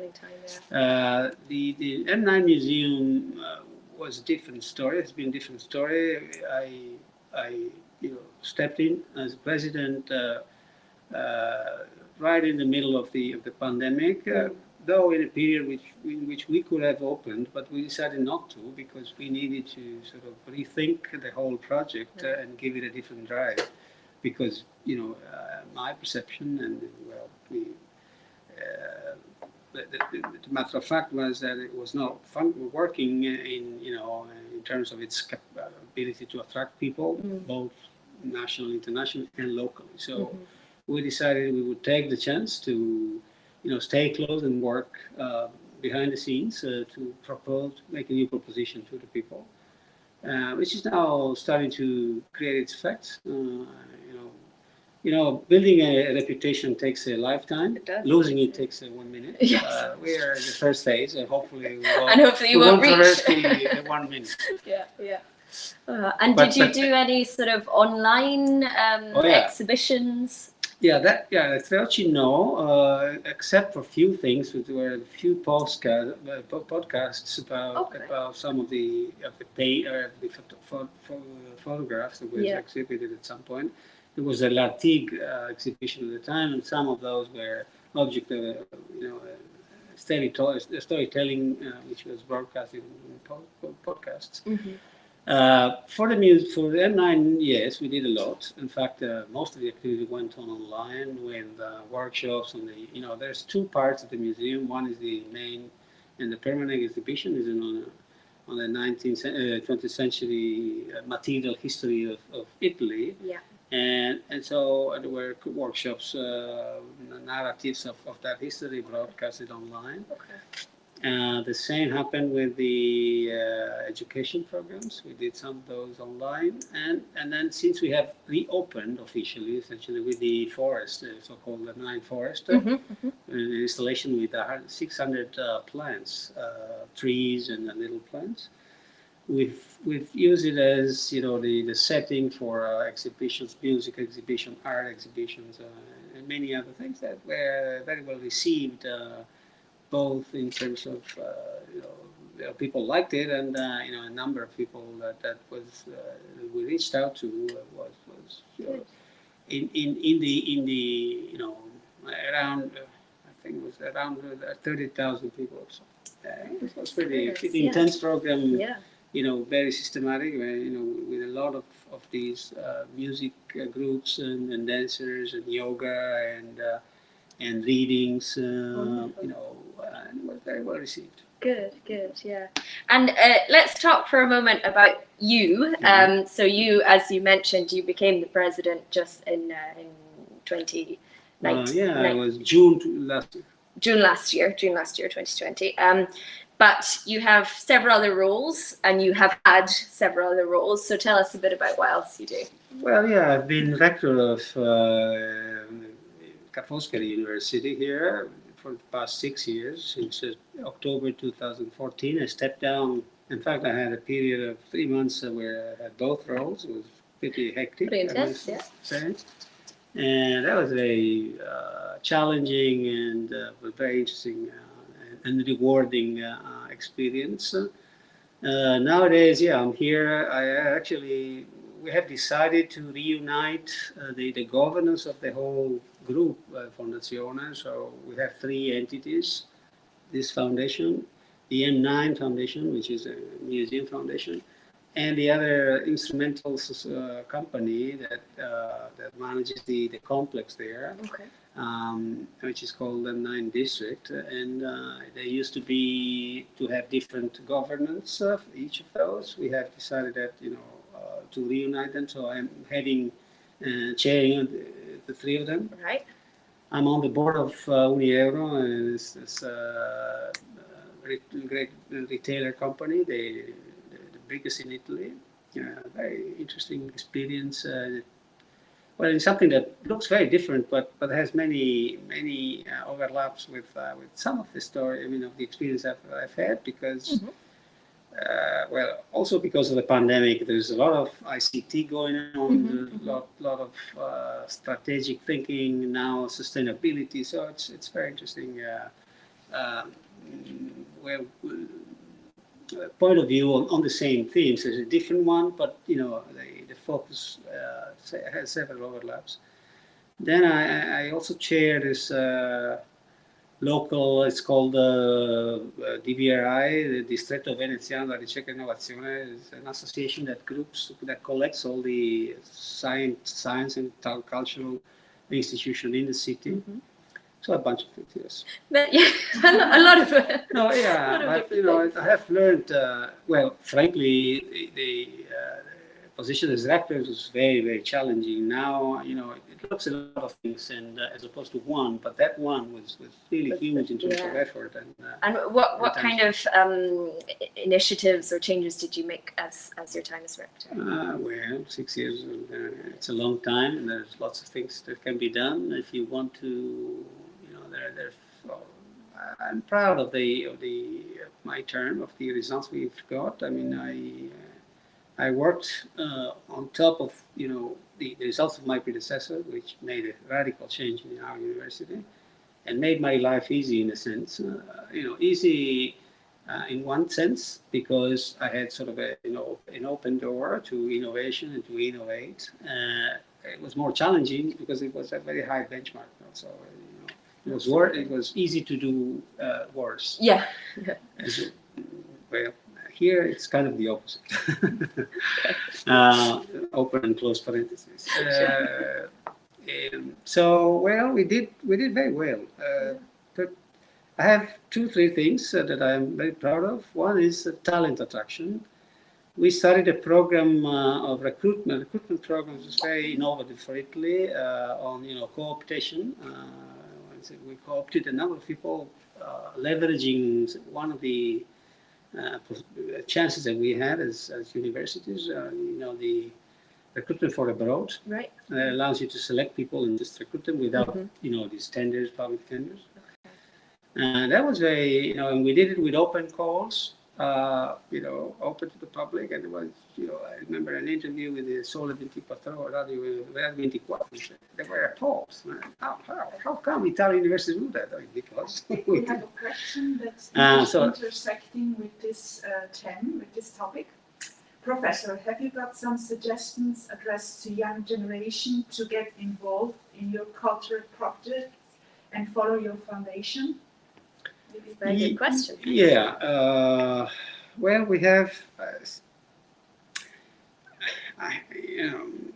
Yes. So let me try to give it a bit of context. Since I have, foundations have had this. Our foundation has these 3 areas of interest and action, and traditionally. Then in the past years, we've been very focused on the M9 venture, which is very complex in terms of the finances involved, and a 90 million project is something very complex to handle, to complete the infrastructure. And then it turned out that making it work is even more complex. So I decided that it was time for us to sort of stop thinking of M9 as a problem and think of it as an opportunity. The museum needs, we wanted to make it different from Venice, right? We can't compete with Venice, so we decided that the museum would be something that doesn't exist in Venice. So on one hand, it is not the Museum of Technology that it has been described for a while.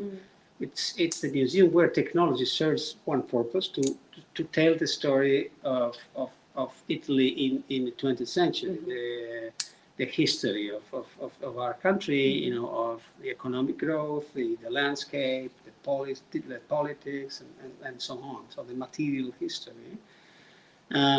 So that's one part, and but that so that makes it different, but not necessarily interesting to to the young generations, to the new generation. So we decided to sort of a coherent design of the identity of the museum, to use that as a basis for the programming of the temporary exhibitions, which are going to be on the material history of the present and of the future. Okay. So talking about issues that are Really relevant. outstanding, Yeah. like climate change, Yeah. sustainability, or migration, or fragility, or if you want to sort of reconcile with the tradition, Italian tradition, food, and how food intersects culture, and how it it changes as migration changes the population. So this sort of museum, which desperately needs young people, the view and the feeling, the sentiment of youngsters. So that's one thing. And the more direct involvement of the young generations is in the cloister, the other part of the whole complex there, where we started an incubator of startups and innovation. So in a sort of a ideal dialogue on innovation, approach from a cultural viewpoint and scientific and technological viewpoint. So I'd like to make it a place. I mean, and that's the dream, but it's not a dream. It's the project is to make that a place where young people can can go and entertain themselves on the one side, and contribute to its development as visitors or as interpreters of innovations in one of the two areas. Thank you. And we're funding opportunities because the incubator scouts ideas and funds them in so much as we see a future for their development. So it's very concrete. Yeah. We're also launching a number of other initiatives, not necessarily linked to M9, on the same themes and sectors. We have closed a tender now so it's a kind of open innovation project where the targets of innovation are small SMEs or micro enterprises, and the source of innovations are the students of the ITS, the technical schools. Technical school. And so we have selected. So we have actually collected 21 applications. We will select 8 SMEs and have groups of 4 to 6 students at the ITS solve the challenge that the SMEs are proposing. Yeah. And that's something. That's really interesting. Yeah. And that's the school in Venice here. The ETS that's again. It's spread all over. It's open to all over to within. So the SMEs are from the metropolitan cities. Okay. The ITS, the technical schools involved, are from wherever in Italy, depending on their specialty. So each school has a specialty, like I don't know, mechatronics, tourism, digital, something, whatever. So depending on the challenge and on the the activity of the SMEs on the project requested, they are recruited on demand, and so they can come from everywhere. And so it intersects the incubator, because some of the events will be delivered there. Yeah, very good.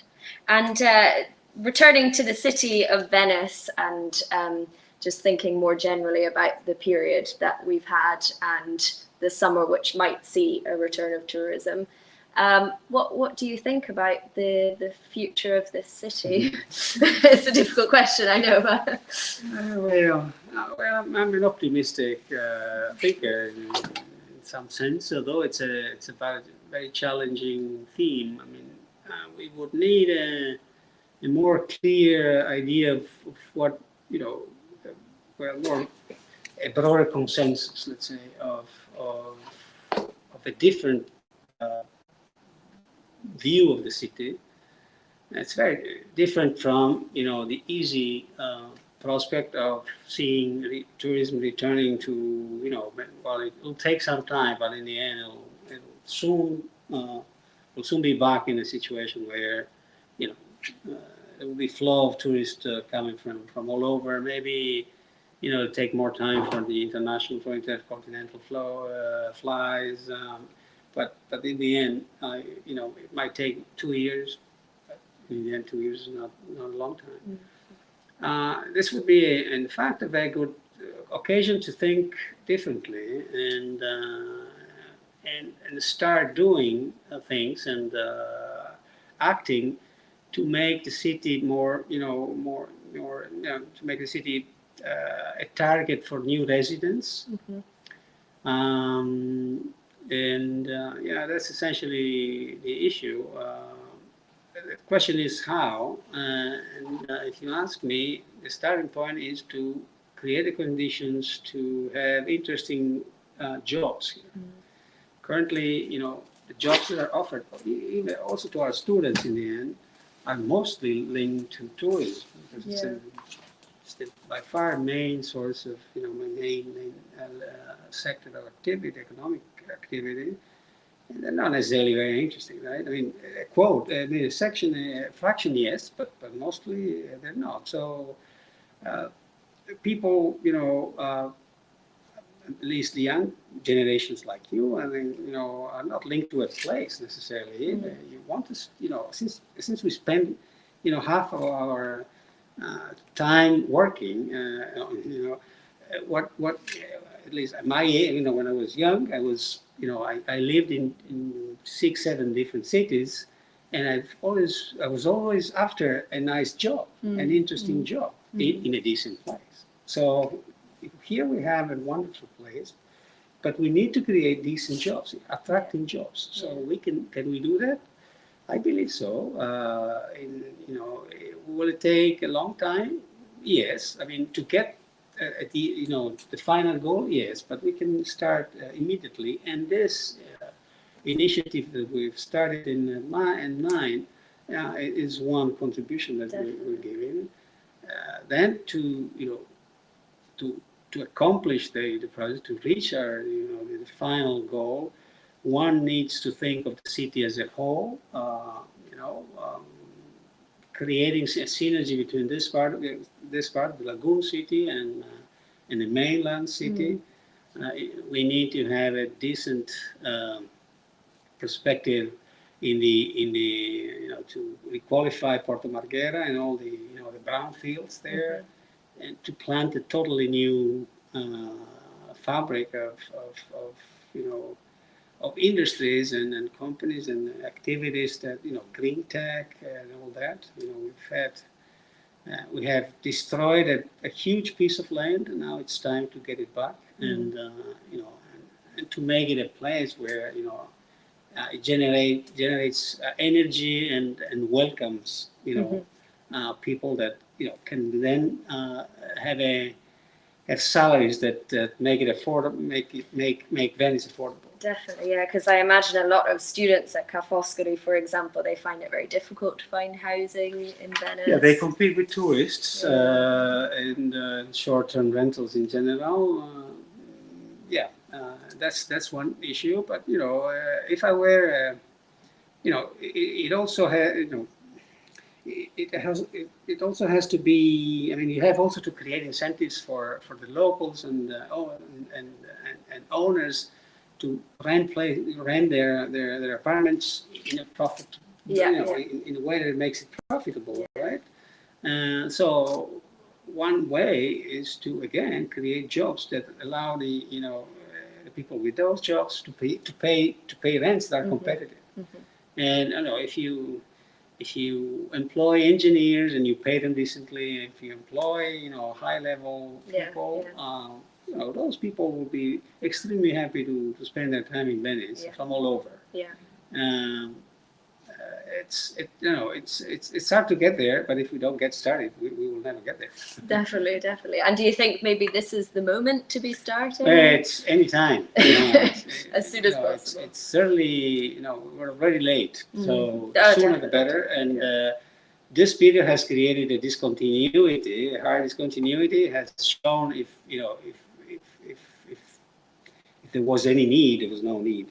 That this monothematic economy based on tourism is not, it's very fragile in the end, as any monothematic investment. And besides fragility, has it sort of eats up its own grass. It's the tragedy of the commons. There's a famous paper in economics where it speaks about activity that grows by just sort of killing the ground on which it's growing. And tourism is one of these things, because if you push out progressively the residents, then you create sort of empty places, dead places that are nice to look at, but not to visit, not to stand, and they become uninteresting. So this pandemic has created a discontinuity, and any discontinuity is a problem for in some respects, and it's a great opportunity in some other respects, because it gives you some time to to think and a good reason to look for alternatives. We have to be fast, because soon those alternatives will look less interesting and less appealing to those who have interest in a perfectly legitimate interest in making profit from their assets. So we can criminalize some of that attitude. I will not join the crowd of the people that complain about that. We need to create the good incentives. And it's not easy. But we have, we can start, and the sooner we start, the better. Definitely. And the more chances we have to get to the point. To really improve something, to make a change. Do we have any other questions? No, not yet. Okay. How are we doing time-wise? Shall we? We are about 25 minutes. We did, nearly 30 minutes. Okay. Well, I think we'll leave it there. So thank you so much for talking to us. It was a really, really interesting interview. And thank you to all of you for watching, and thank you to SofaTours for putting on this live event. See you soon. Thank you so much.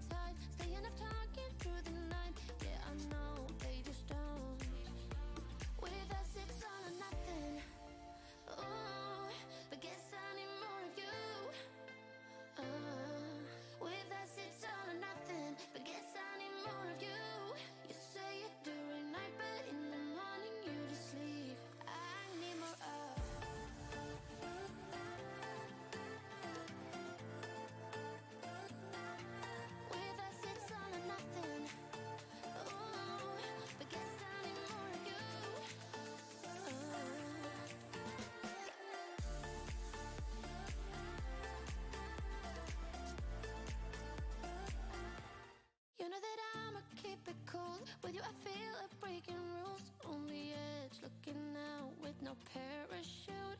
You know I'm dreaming about us two, playing around without a clue. On the edge, leaning out. With us it's all or nothing. Ooh, but guess I need more of you. With us it's all or nothing, but guess I need more of you.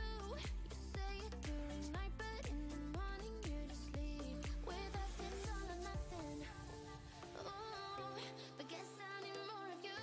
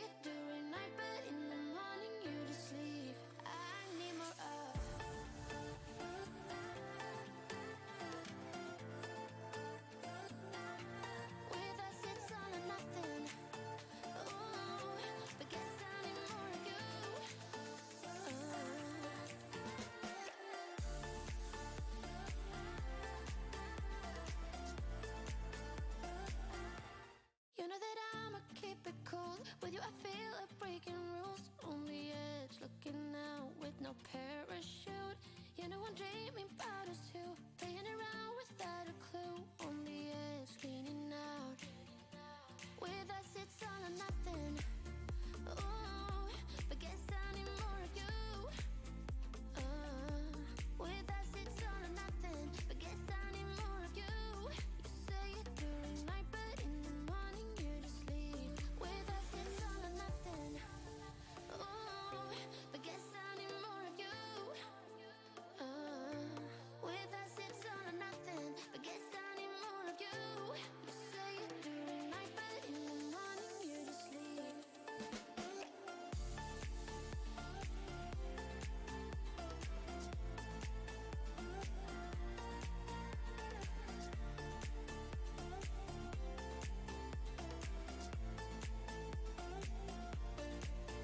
Had to convince my friends this time. Think you're toxic to my mind, but I know they don't know what you're all about. The way you hold my body tight, staying up talking through the night. Yeah, I know they just don't. With us, it's all or nothing. Ooh, but guess I need more of you. With us, it's all or nothing. But guess I need more of you. You say it during night, but in the morning you just leave. I need more of.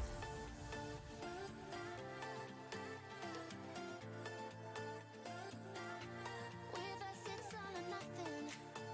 Ooh, but guess I need more of you.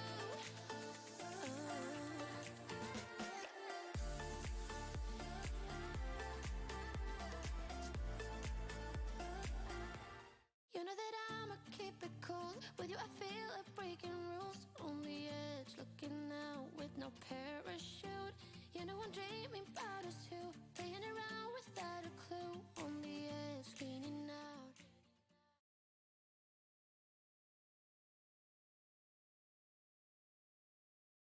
And you all wanna be round. Yeah, you all wanna be round. Round a champion, a champion. I got tons of soul on my true collectible. Famous, also famous, number one, desirable. I do what I want, when I want, and how I want it. Leave you with the one, and yeah, that's how I roll. I got change to throw, I don't care about no gold. Better, so much better, flipping incredible. Always on the show, so they know that I still got it. And I never feel sorry, yeah, to the world. This is me, I'm so royal. And you all wanna be round. Yeah, you all wanna be round. Round a champion, a champion. This is me, I still on it. Cause you all wanna be loved. Yeah, you all wanna be loved. But a champion, a champion. When I hear him come like my fuse and then ba-bum. Later, see you later, I'm about to blow this up. You can sing my song if you want, I know you want it. It's always kinda funny, yeah, cause you I know I'm a superstar in the sky to lead you on. Haters gonna hate it to prove of how they love. They can bring me down, nah, nah, nah. They are jealous of me and my umbrella, yeah, they love me so. This is me, I'm so royal. And you all wanna be round. Yeah, yeah, you all wanna be round. Round a champion, a champion. This is me, I still on it. Cause you all wanna be loved. Yeah, you all wanna be loved. But a champion, yeah. All I wanna do is just say, you don't understand how I play. I am in my way to win you over. No way, yeah. Oh, you can hear my voice in your head. And you wanna hear it again. So you play it over and over. And over, yeah. This is me, I'm so royal. And you all wanna be round. Yeah, you all wanna be round. Round a champion, a champion. I got tons of soul on my true collectible. Famous, also famous, number one, desirable. I do what I want, when I want, and how I want it. Leave you with the one, and yeah, that's how I roll. I got change to throw, I don't care about no gold. Better, so much better, flipping incredible. Always on the show, so they know that I still got it. And I never feel sorry, yeah, to the world. This is me, I'm so royal. And you all wanna be round. Yeah, you all wanna be round. Round a champion, a champion. This is me, I still on it. Cause you all wanna be loved. Yeah, you all wanna be loved.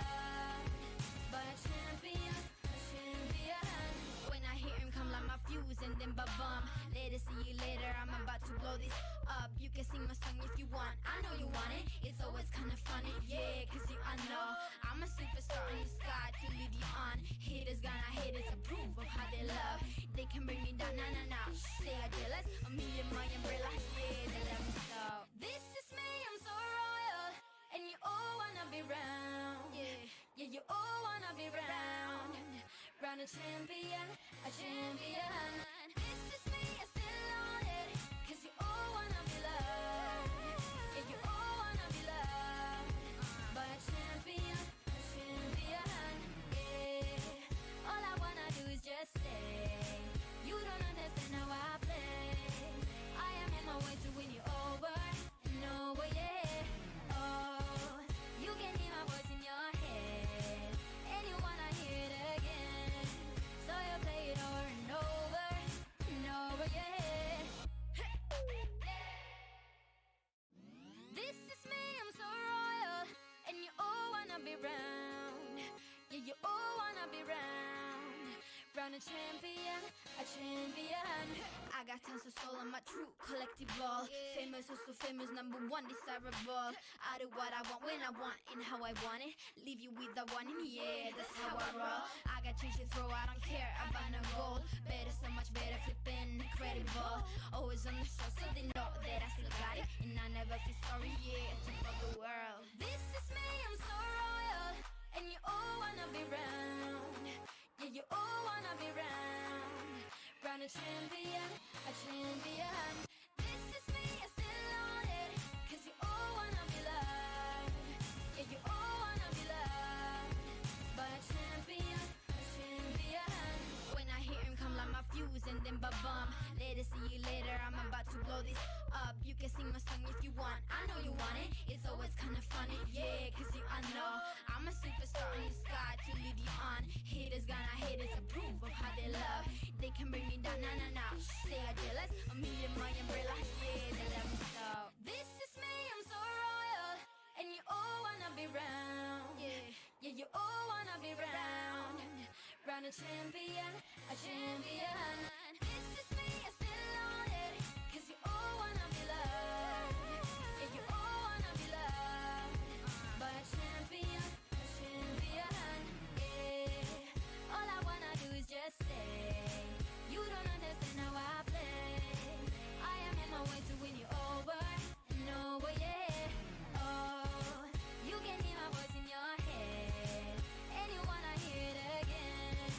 So you play it over and over and over, yeah. This is me, I'm so royal, and you all wanna be round. Yeah, you all wanna be round. Round a champion, a champion. I got tons of soul on my true collectible. Famous, oh so famous, number one desirable. I do what I want, when I want, and how I want it. Leave you with the one, and yeah, that's how I roll. I got change to throw, I don't care about no gold. Better, so much better, flipping incredible. Always on the show, so they know that I still got it, and I never feel sorry, yeah, to top of the world. This is me, I'm so royal, and you all wanna be round. Yeah, you all wanna be round. Round a champion, a champion. This is me, I still on it, 'cause you all wanna be loved. Yeah, you all wanna be loved by a champion, a champion. When I hear him come like my fuse and then ba-bum. Later, see you later, I'm about to blow this up. You can sing my song if you want, I know you want it. It's always kinda funny, yeah, 'cause you, I know I'm a superstar in the sky to lead you on. Haters gonna hate us, approve of how they love. They can bring me down, nah, nah, nah. They are jealous of me and my umbrella, yeah, they love me so. This is me, I'm so royal, and you all wanna be round. Yeah, yeah, you all wanna be round. Round a champion, a champion. This is me, I still on it, 'cause you all wanna be loved. Yeah, you all wanna be loved by a champion, a champion. Yeah, all I wanna do is just say, you don't understand how I play. I am in my way to win you over and over, yeah. Oh, you can hear my voice in your head, and you wanna hear it again. So you play it over and over and over, yeah. This is me, I'm so royal, and you all wanna be round. Yeah, you all wanna be round. Round a champion, a champion. I got tons of soul, I'm a true collectible. Famous, also famous, number one desirable. I do what I want when I want and how I want it. Leave you with the one in the air, that's how I roll. I got change to throw, I don't care about no gold. Better, so much better, flipping incredible. Always on the show, so they know that I still got it. And I never feel sorry, yeah, top of the world. This is me, I'm so royal. And you all wanna be round. Yeah, you all wanna be round. Round a champion, a champion. This is me, I still on it. Cause you all wanna be loved. Yeah, you all wanna be loved. But a champion, a champion. When I hear him come like my fuse and then ba-bum. Later, see you later, I'm about to blow this up. You can sing my song if you want, I know you want it. It's always kinda funny, yeah, cause I know I'm a superstar in the sky to lead you on. Haters gonna hate it, approve of how they love. They can bring me down, nah, nah, nah. They are jealous of me and my umbrella, yeah, they love me so. This is me, I'm so royal. And you all wanna be round, yeah, yeah, you all wanna be round. Round a champion, a champion. This is me, I still on it. Cause you all wanna be loved. Yeah, you all wanna be loved. But a champion, yeah. All I wanna do is just say, you don't understand how I play. I am in my way to win you over and over, yeah. Oh, you can hear my voice in your head, and you wanna hear it again. So you play it over and over and over, yeah. This is me, I'm so royal, and you all wanna be round. Yeah, you all wanna be round. Round a champion, a champion. I got tons of soul, I'm a true collectible. Famous, also famous, number one desirable. I do what I want when I want and how I want it. Leave you with the one in the air, that's how I roll. I got change to throw, I don't care about no gold. Better, so much better, flipping incredible. Always on the show, so they know that I still got it. And I never feel sorry, yeah, top of the world. This is me, I'm so royal. And you all wanna be round. Yeah, you all wanna be round. Round a champion, a champion. This is me, I still on it. Cause you all wanna be loved. Yeah, you all wanna be loved. But a champion, a champion.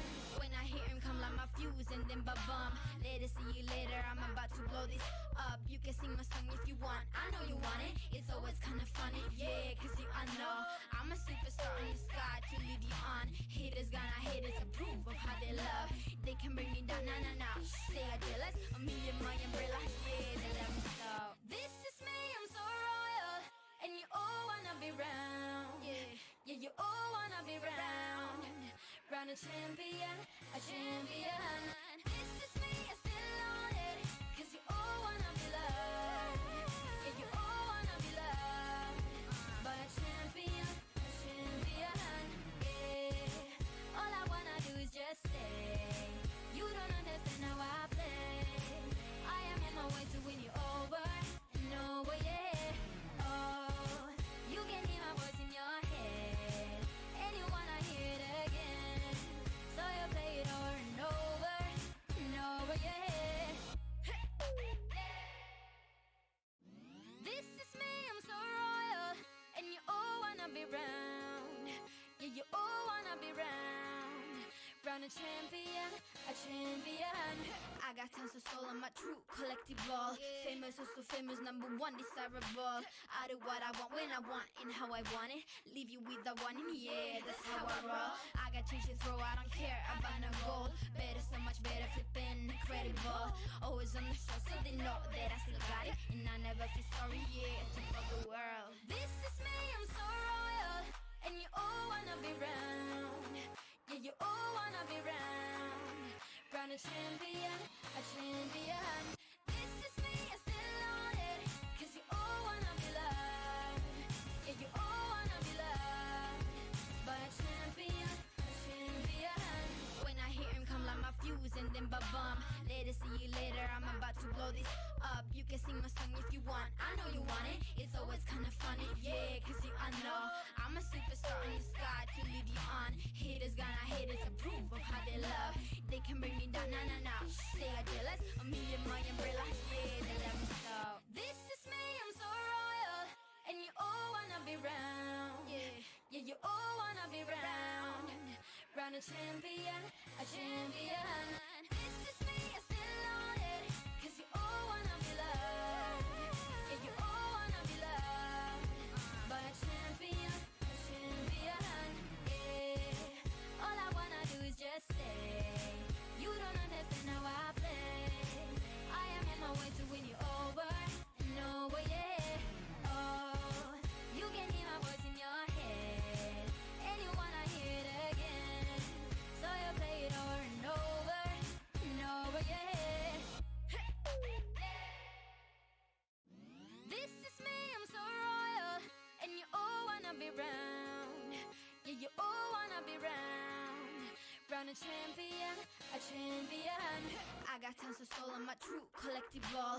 Famous, also famous, number one, desirable. I do what I want, when I want, and how I want it. Leave you with the one, and yeah, that's how I roll. I got change to throw, I don't care about no gold. Better, so much better, flipping incredible. Always on the show, so they know that I still got it. And I never feel sorry, yeah, to fuck the world. This is me, I'm so royal, and you all wanna be round. Yeah, you all wanna be round. Round a champion, a champion. This is me, I still on it, 'cause you all wanna be loved. Yeah, you all wanna be loved by a champion, a champion. When I hear him come like my fuse and then ba-bum. Later, see you later, I'm about to blow this up. You can sing my song if you want, I know you want it. It's always kinda funny, yeah, 'cause you I know I'm a superstar in the sky to lead you on. Haters gonna hate us, approve of how they love. They can bring me down, nah, nah, nah. They are jealous of me and my umbrella, yeah, they love me so. This is me, I'm so royal, and you all wanna be round. Yeah, you all wanna be round. Round a champion, a champion. This is me, I still on it, 'cause you all wanna be loved. Yeah, you all wanna be loved by a champion, a champion. Yeah, all I wanna do is just say, you don't understand how I play. I am in my way to win you over and over, yeah. Oh, you can hear my voice in your head, and you wanna hear it again. So you play it over and over and over, yeah. This is me, I'm so royal, and you all wanna be round. Yeah, you all wanna be round. Round a champion, a champion. I got tons of soul on my true collectible. Famous, also famous, number one, desirable. I do what I want, when I want, and how I want it. Leave you with the one, and yeah, that's how I roll. I got change to throw, I don't care about no gold. Better, so much better, flipping incredible. Always on the show, so they know that I still got it. And I never feel sorry, yeah, to fuck the world. Take me out to California. Take me out to California.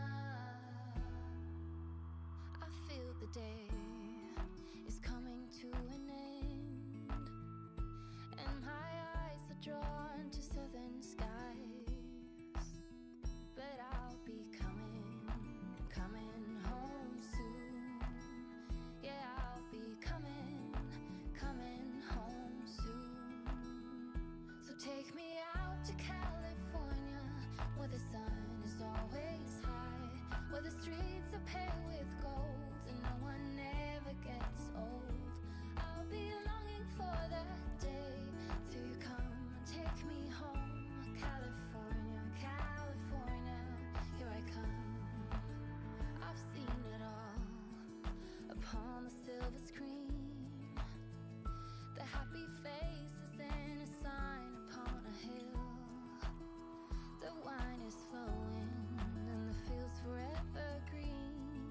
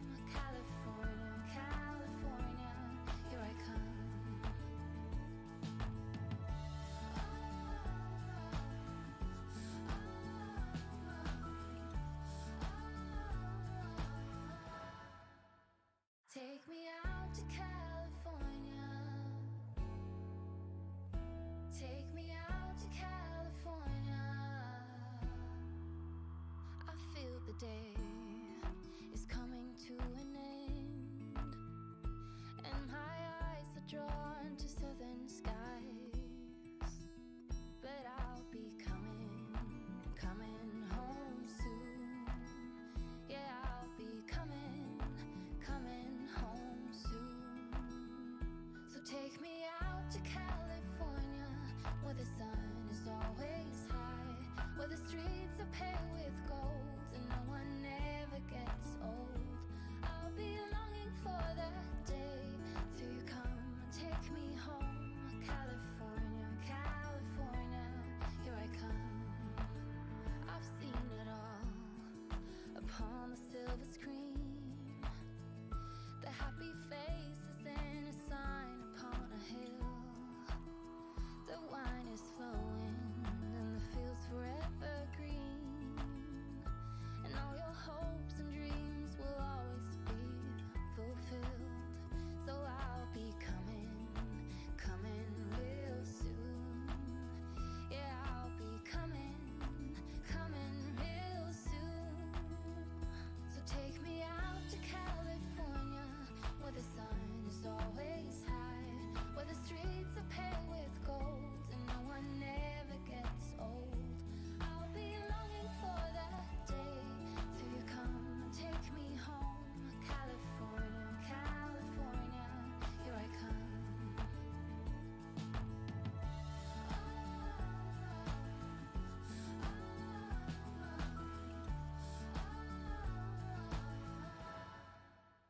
Take me out to California. Take me out to California. I feel the day is coming to an end, and my eyes are drawn to southern skies. But I'll be coming home soon. Yeah, I'll be coming home soon. So take me out to California, where the sun is always high, where the streets are paved with gold and no one ever gets old. I'll be longing for that day till you come and take me home. California, California, here I come. I've seen it all upon the silver screen, the happy faces and a sign upon a hill. The wine is flowing and the fields forever green, and all your hopes and dreams will always be fulfilled. So I'll be coming real soon. Yeah, I'll be coming real soon. So take me out to California, where the sun is always high, where the streets are paved with gold and no one ever gets old. I'll be longing for that day till you come and take me home. California, California, here I come.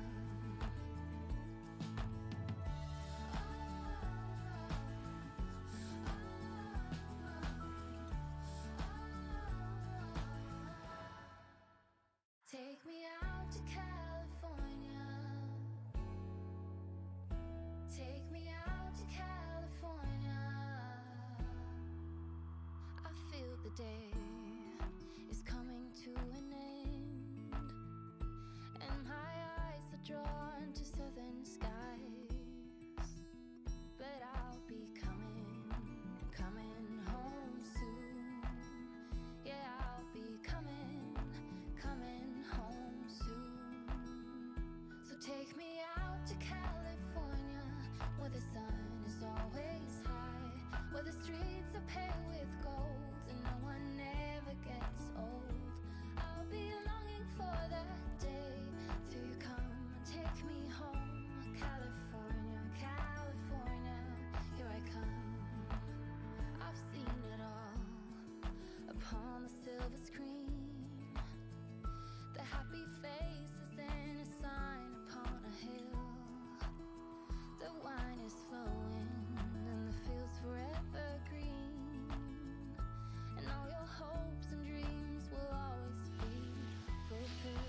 Okay, good morning, ladies and gentlemen.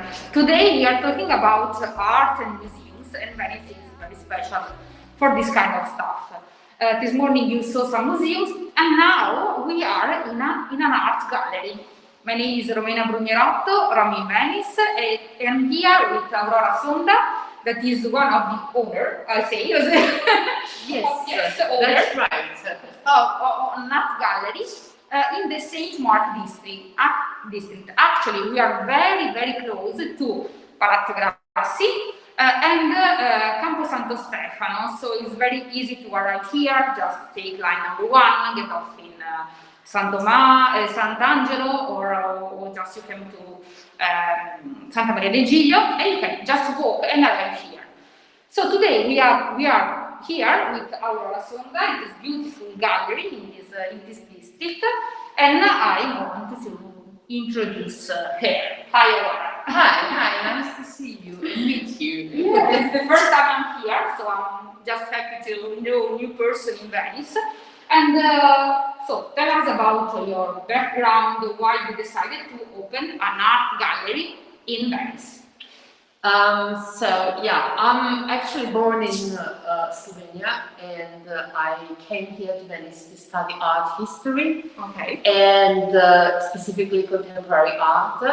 And I was working a lot of years as an independent curator. So I was organizing an exhibition in Italy and in Slovenia, also in Germany or other places, and I was mainly working with young artists. And a lot of exchanges as well. And I have curated the Slovenian Pavilion in 2001. I was the curator at the Biennale, at the Venice Biennale, and then I was also the curator at the Venice Biennale in 2015. The gallery actually is a project that was conceived by the Slovenian government. First, they set up the gallery in Madrid, in Spain, and they thought they wanted to make a sort of moving gallery, that it was going to go to one place to the other. So it's how many years you are in Venice? The thing is that Slovenia didn't have a pavilion, and still doesn't have a pavilion at the Biennale. And so they decided that it was much better to have a gallery which was working the whole year and promoting Slovenian art also during the rest of the year, not just during the period of the Biennale. But in 2014, the Slovenian government decided that actually they wanted to go to Arsenal because they thought that they were going to have much more visibility, which from my point of view is not true, but anyway, and they left the gallery. And so me and my partner, who by the way is German and a philosopher, we decided to take the gallery, and from a non-profit space we transformed it in a profit space. So now it's a commercial gallery, and we are having a program. We are working a lot with emerging artists. The thing is that it was very nice to be part of, a public program like the Ministry of Culture, being paid every month and so on. But at the end of the day, I had to do what they actually wanted. After we decided to take over the space, we are actually risking more, but we have freedom, which is something I understand you very well. Really, really nice to have. So just for explanation, when we have the Biennale in Venice, there are some space at the Giardini della Biennale and at Arsenale, where the different countries, they have their own pavilion. But all over the city, there are other spaces that are rented just for 6 months or something, from the country that doesn't have the pavilion inside these two official spaces. And so Slovenia was one of these cases. So it's very nice to come here during the Biennale for this reason, because you can go all around the city and visiting nice spaces. We already have a question from our audience. They're asking Aurora, among the huge array of galleries around Venice, could A+A gallery be considered a springboard for emergent artists to enhance their artistic and visionary skills? Yes, it could. Actually, it is. We are not just working with emerging artists, we are also working with a lot of curators, not just from Italy, but also from abroad. And the fact that the Art Gallery has also a curatorial school, which has been, active since 2004, we have a very strong curatorial approach in everything what we do. So when we do a show with an emerging artist or with another curator, we usually try to work out such kind of shows that are a sort of research. Okay. And they are including the space as well. And the whole exhibition becomes something really particular. We hate just hanging works on the walls. This is too boring. This is useless. What we really like is that each exhibition is a particular experience. It has its own narration, and we really hope that it leaves something also to the people that are coming and visiting us. Okay, how do you choose the, so you have a question? No. How do you choose the artists? They are more Italian or more international? How do you choose the artists to present in the exhibition? We are doing a lot of studio visits, of course. So you travel a lot before the pandemic? You travel a lot or not? We did, but not. We didn't travel in a kind of extreme way. Also because we have the school and we have to take care about the school as well. There are also, when you work with other curators and the fact that we are having the school, we have a lot of guests that are coming at our teaching, making, lecturing. And so we have this exchange of opinions. They are suggesting us also some artists. We are also going, of course, see what is happening in Venice. Venice has a very interesting situation, which is the Art Academy in Venice, where a lot of students are coming out every year. And there are also a lot of painters, very good painters, that are like populating the so-called contemporary art horizon. Yeah. So, I mean, there are a lot of possibilities. The only problem is that there are really a lot of artists that could be shown in our space, but time is limited.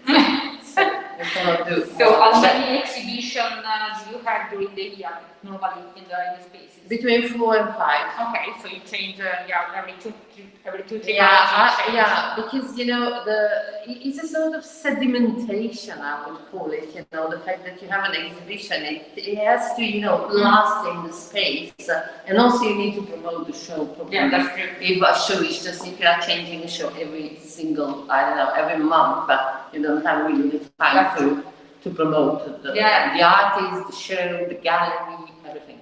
Also because in Venice you have a lot of possibility, a lot of exhibition, a lot of galleries, and so you need to give the person the possibility to come and visit the exhibition itself. So tell us about the school, because it's a quite strange stuff, no?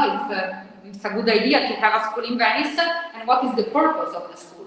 So our school is called the School for Curatorial Studies Venice, and it's definitely a unique project, especially when we started, when there was almost no school like ours in Italy. And we are having actually 2 programs. One is in Italian, and it's taking place during the winter time as a whole semester. And we have students coming from all over Italy, sometimes even foreigners. And what they do is, getting to know all the history about the exhibition making, but we also have practical, let's say, activities. We are conceiving a show. We are choosing the artists, we are getting to know the artists, we are making a lot of studio visits. Even with the lockdown, we managed to make studio visits of the artists. And then we create a final project, which is, for example, going to happen next Friday. We are going to open a show which is called Unlikely, that is a research that with the students we made about possible catastrophes that could destroy the Earth, So there is not just the virus which could, create a sort of destruction of humanity, but there are also some other threats that. So it's a full-time program, so they come here. From Monday to Friday, from morning to up to the evening. So we really work a lot. We have a lot of guests, curators, professionals, galleries. Then we go and see exhibitions. So it's very challenging also for people that want to become a curator to come here and have this possibility to stay in Venice and have this. And we have the summer school, which is the summer program. And in this case, all the lectures are happening in English. And we have also here a lot of guests coming from all over the world, really good curator, very interesting professionals. And we have students coming from all over the world as well, which is making the whole program extremely interesting because everybody's just bringing their own perspective. And so there is also cultural exchange, apart from the fact that we are as well, considering the show, meeting the artists, getting in touch with them, choosing the works of art, thinking about the display, and opening the show. I want to say just one thing. The shows that we are making, they are not just an exercise. They are shows that are really going to be open to the public. And they are reviewed by magazines. It would just be like you would work for a small Kunsthalle, what we actually do. During the school, you talk also about communication, social media, that part. Absolutely. Because I think that nowadays the curator has also this part. That is more for a press office, but the two professions, they stay together. Yeah, also fundraising is also an extremely important aspect that has to be touched. And luckily, we have an amazing professional that is coming from England. Her name is Louise McKinney, and she used to work for the Whitechapel and the Serpentine Gallery. And she's even, creating a workshop of 3 days where students are asked to prepare a project. They are discussed in the class, and it's a very interesting workshop because it's quite a dynamic situation. You have also to work a lot. It's playful as well. So you learn also by somehow playing in it. I want to attend. Me too. Make a discount. Okay, very well. Also. Okay, very well. So, do you want to tell us about the current exhibition that we have here? So just to give some word to the people, the one that is just in the space. Yes. So, at the moment, we are having a show of a young artist. She's from Treviso, just next to Venice. Her name is Maddalena Tessera. She has attended the Art Academy in Venice and ended about a few years ago. And like a lot of students that are attending the Art Academy, they have an incredible professor. His name is Carlo Di Racco, and he has really managed to create a sort of school of painters. Quite a lot of galleries around Italy are actually, presenting the artists that are coming from that school. And so we already have some artists that have been chosen from his classes. Like, for example, Ene Gala, who is a Slovenian artist, and he's making paintings and sculpture as well. At the moment, he's attending the Royal Academy in London. And in the case also of Maddalena, we have chosen her because we really like her work. So, of course, we went to make a studio visit. She has a studio in Venice, and there are a lot of artists, by the way, having a studio in Venice and in Mestre even more. And so, yeah, she, during the lockdown, her desire was to create big works of art because her studio was too small. And so as long as the gallery was closed because of the virus, we just decided to let her using the gallery as a studio. Nice.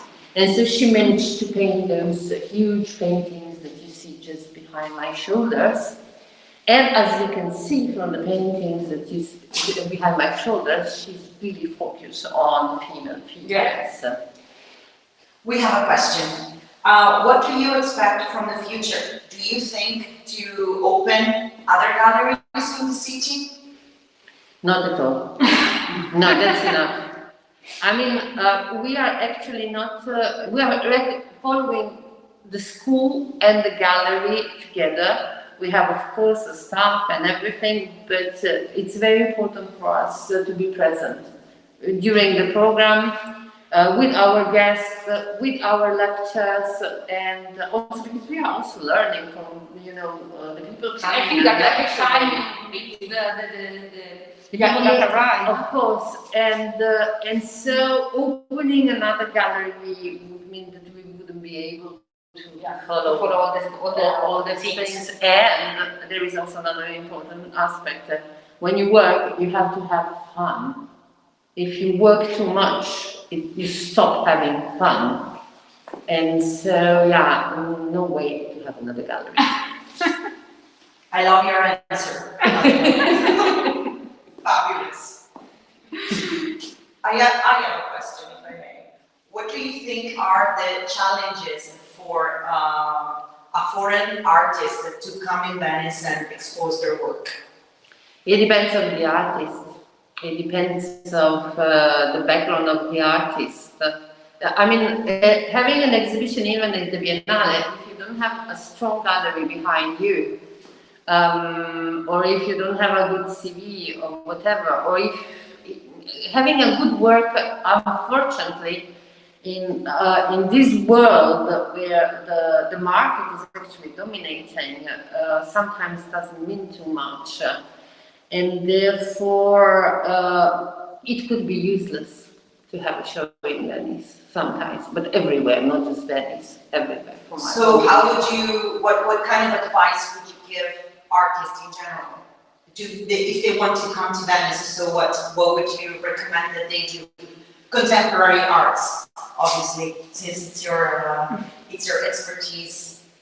I think it would be I don't know, it depends on the CV of the artist, it depends on the background, it depends what the artist is looking for, because each story is different. So you cannot just give an advice like in general. You really have to take every case individually and analyze which would be the best thing to do for that artist and the other artist. Otherwise, whatever I would say would be a too superficial answer. Ci sono formule magiche, there are no magical information to give. So to consider the single people, the single artist that come to Venice. Okay, very good. So, what do you think? So we are passed a very strange year and a half. So what do you think it will change this in the city, or what do you see right now in the city? New energy or not? No energy? What do you feel about the future of the city of Venice connected with the art and by your side, by your perspective? It's hard to say, because everybody during the lockdown was thinking, okay, after the virus, everything will change and we will start again, maybe in a more positive way. But unfortunately, also by doing some readings about how the things are actually developing, or how are economies, because even if you are dealing with art, it's very important also to read about economics and about other sciences and so on. So I think it would be great if the city would change in such a way that it would be a sort of hub for artisans, artists, sort of a cultural place with maybe a less presence of too many tourists. And people that are somehow coming to the city because they are selecting some events that are happening in the city. That would be fantastic, but I have no idea how the things are actually going to develop, because it all depends also of, I don't know, when the whole thing is going to move again, like are we going to be able to travel again as we were able to travel before? Are the flights going to be still very cheap? So there are so many question marks that is extremely hard to say what is actually going to happen. I would love to know what is going to happen afterwards. But can I also say one thing?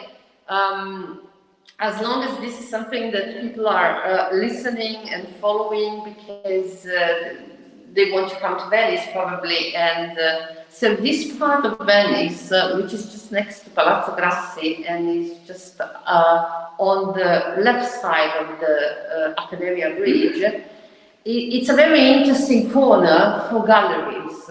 You know, Venice is very hard to say. You know, is there a gallery corner because we have more or less about 15 galleries that are dealing with contemporary art, but this particular part of Venice is actually a concentration of interesting spaces. So, for example, we have Palazzo Grassi, of course, which is an institution. Then here in this particular street, which is called Calle Malipiero, we have the Artisans Gallery. But if you go just straight and you turn on the right, you go in Calle and just a week ago opened a new gallery which is dealing with African art, and it's called ACA Project. They rented what it was the former Pavilion of Luxembourg. Okay. And then if you go straight and also here around, you will find another interesting gallery, which is the one by Giorgio Mastino, which is dealing with designer, artist books, prints, and has two spaces here in this area. And then another gallery, which is also very interesting, is Alma Zevi gallery. She also has two spaces, and she's also dealing with emerging artists and established artists, but always contemporary art. And of course, if you go towards the Fenice, then you find the Victoria Miro Gallery. And those, I would say this group of galleries, it's something that's somebody that comes to Venice and is really interested in contemporary art shouldn't be missing, because they are really key points. Yes, for this guys is the reason why we say that it's not possible to come in Venice for 1 day or 2 days, because if you want to have the real feeling of the city, you need to stay more and just go around and visiting. And I have a question for Aurora. So if a person wants to come here and visiting, they need a reservation, or just they want to stay? The gallery is open and they come in, and there is a person at the reception that can explain. Sure. So don't be shy and come inside, so it's possible to visit without any reservation or any problem. I have a question. During your professional experience, have you ever received a visit from some important artist willing to buy some artwork? An important artist? No. We have received the visits of many collectors, also important and international collectors, but never an artist, actually. I don't think so. No. Maybe an artist wants to sell you. Maybe. That's nice. Do you have a private collection? That's something that you buy during the years that you have the gallery, or? Yeah, we do. Actually, when we like the work of an artist, we keep some pieces and we buy them and we keep them in our house. We are not collectors. It's just, I like a piece. Even of artists that I haven't been showing, like I don't know, I go into an artist studio, I see some works of art that some artists are doing. If I really like them, then we just buy them. Beautiful. Do you live in Venice right now? Or? Yes, in Campo Santa Margherita. Doesn't get more Venetian than that. Yeah. What do you think are the beauties of living in Venice? You were born in Slovenia, right? So what made you want to come here in the first place, and why do you stay? Because there's a lot of foreigners that don't understand that Venice is a livable city, that it's much more than gondolas and just water, and they have no idea what is possible. So could you tell us from a foreigner point of view? Venice is a drug. when you come to Venice, I mean, when I came to Venice, I actually came here to study art history, as I said at the beginning. But I was always saying, okay, I'm going to leave, I'm going to go to Paris, I'm going to go somewhere. But then I was keeping on staying here in this city. Okay, just the fact that you walk, and you don't need to take a car, and you don't need to park, and you don't need to stress yourself with these aspects, and you can calculate how much time do you need to go from one place to the other, is fantastic. But I think, you know, Venice is fantastic because you just live in another world. You see just, you know, you walk and you see just beautiful things. And I have to say that during the lockdown, as long as I have a dog, I was usually taking the dog outside and making some walks around. And the fact that there were no tourists around, I discovered so many little details that I haven't seen before. Just, you know, a little sculpture coming out from a wall, some other, you know, elements that you see on the houses. And so, you know, Venice is a kind of place that you never stop discovering. That's true. Not just from an artistic point of view, but this is also already huge, immense, because there are churches with paintings, fabulous paintings. In every church, it's like the gallery of the Renaissance or the 16th or 17th century. And every piece is incredible. You could spend there hours and hours. But not only that, also when you walk around the city, every little corner, it has a sign, an element that is related to the past and the history of the city, and that is telling you an amazing history with, I don't know, the story of artisans, the story of certain courtiers who were living, what they were doing. So it's a city that it doesn't annoy you. I mean, it's always something exciting to see and discover. Thank you. That was beautiful. Okay, so if there is still have time. Okay, you still have some time. Okay, very well. So for people that just know a little bit Venice, so it's not the first time that come here. So what you suggest to do to visit something, or what you suggest for the people that already know a little bit of the city? Of course, if you have friends coming from Slovenia, for example, or part of her family, what's the preferred thing you do? Go and have some food.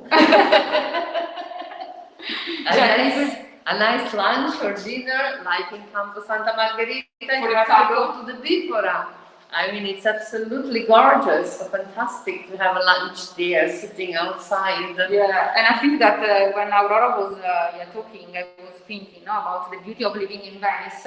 For example, for me, is also that when you walk in the street, and sometimes when you have a very bad day, because something is happening at work or with the family, most of the time you meet someone that you know, that you have a relationship with, and you start talking and you say, how was your day? Not so bad, not so good.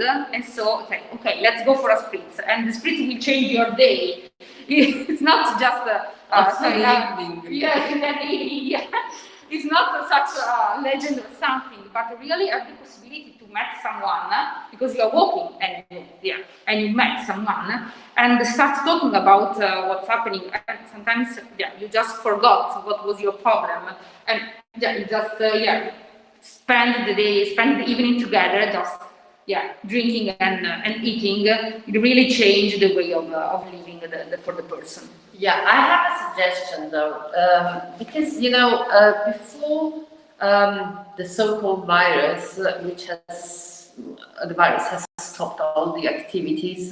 Most of the people, were coming to Venice, and usually, like people who are interested in contemporary art, we're focused on Biennale and certain, main institutions like the Prada or I don't know, Pinot collection or whatever. But I would suggest, as you said before, that it's important to take your time, not just stay, 2 or 3 days in Venice when there are these big events, or come during the winter, because Venice, it has an incredible, activity related to contemporary art. There are not just the private galleries, there are also some non-profit spaces that are very active, doing a lot of exhibition and really interesting exhibitions. And also, it would be interesting for who is really, devoted to the contemporary art to discover the artist studios that are, here in the city and also outside Venice and Mestre, because the problem with Venice is that the art studios are too expensive, the rents, and they cannot afford. But now there is really an enormous number of people, about 40, who has got their own studio. And by the way, we are going to do an exhibition in Mestre, and some shops that at the moment are not rented. And the people who are owning those spaces very generously gave the possibility in Corte Legrenzi to do this exhibition where everybody is going to bring some works and we are going to do this kind of open presentation of the works of those artists. But really, I've been getting to know what is actually happening behind the scenes, because we have to say this is behind the scenes.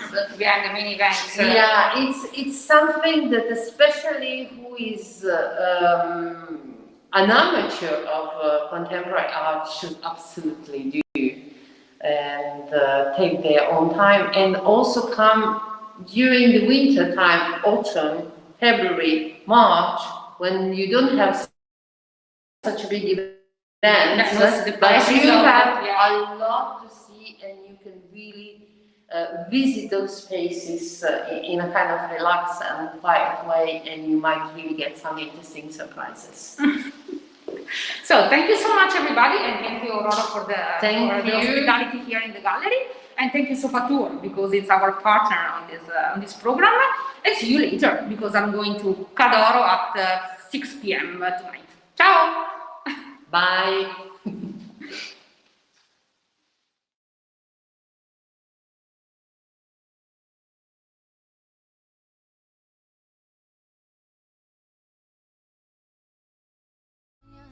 Where the sun is always high, where the streets are paved with gold, and no one ever gets old. I'll be longing for that day till you come and take me home. California, California, here I come.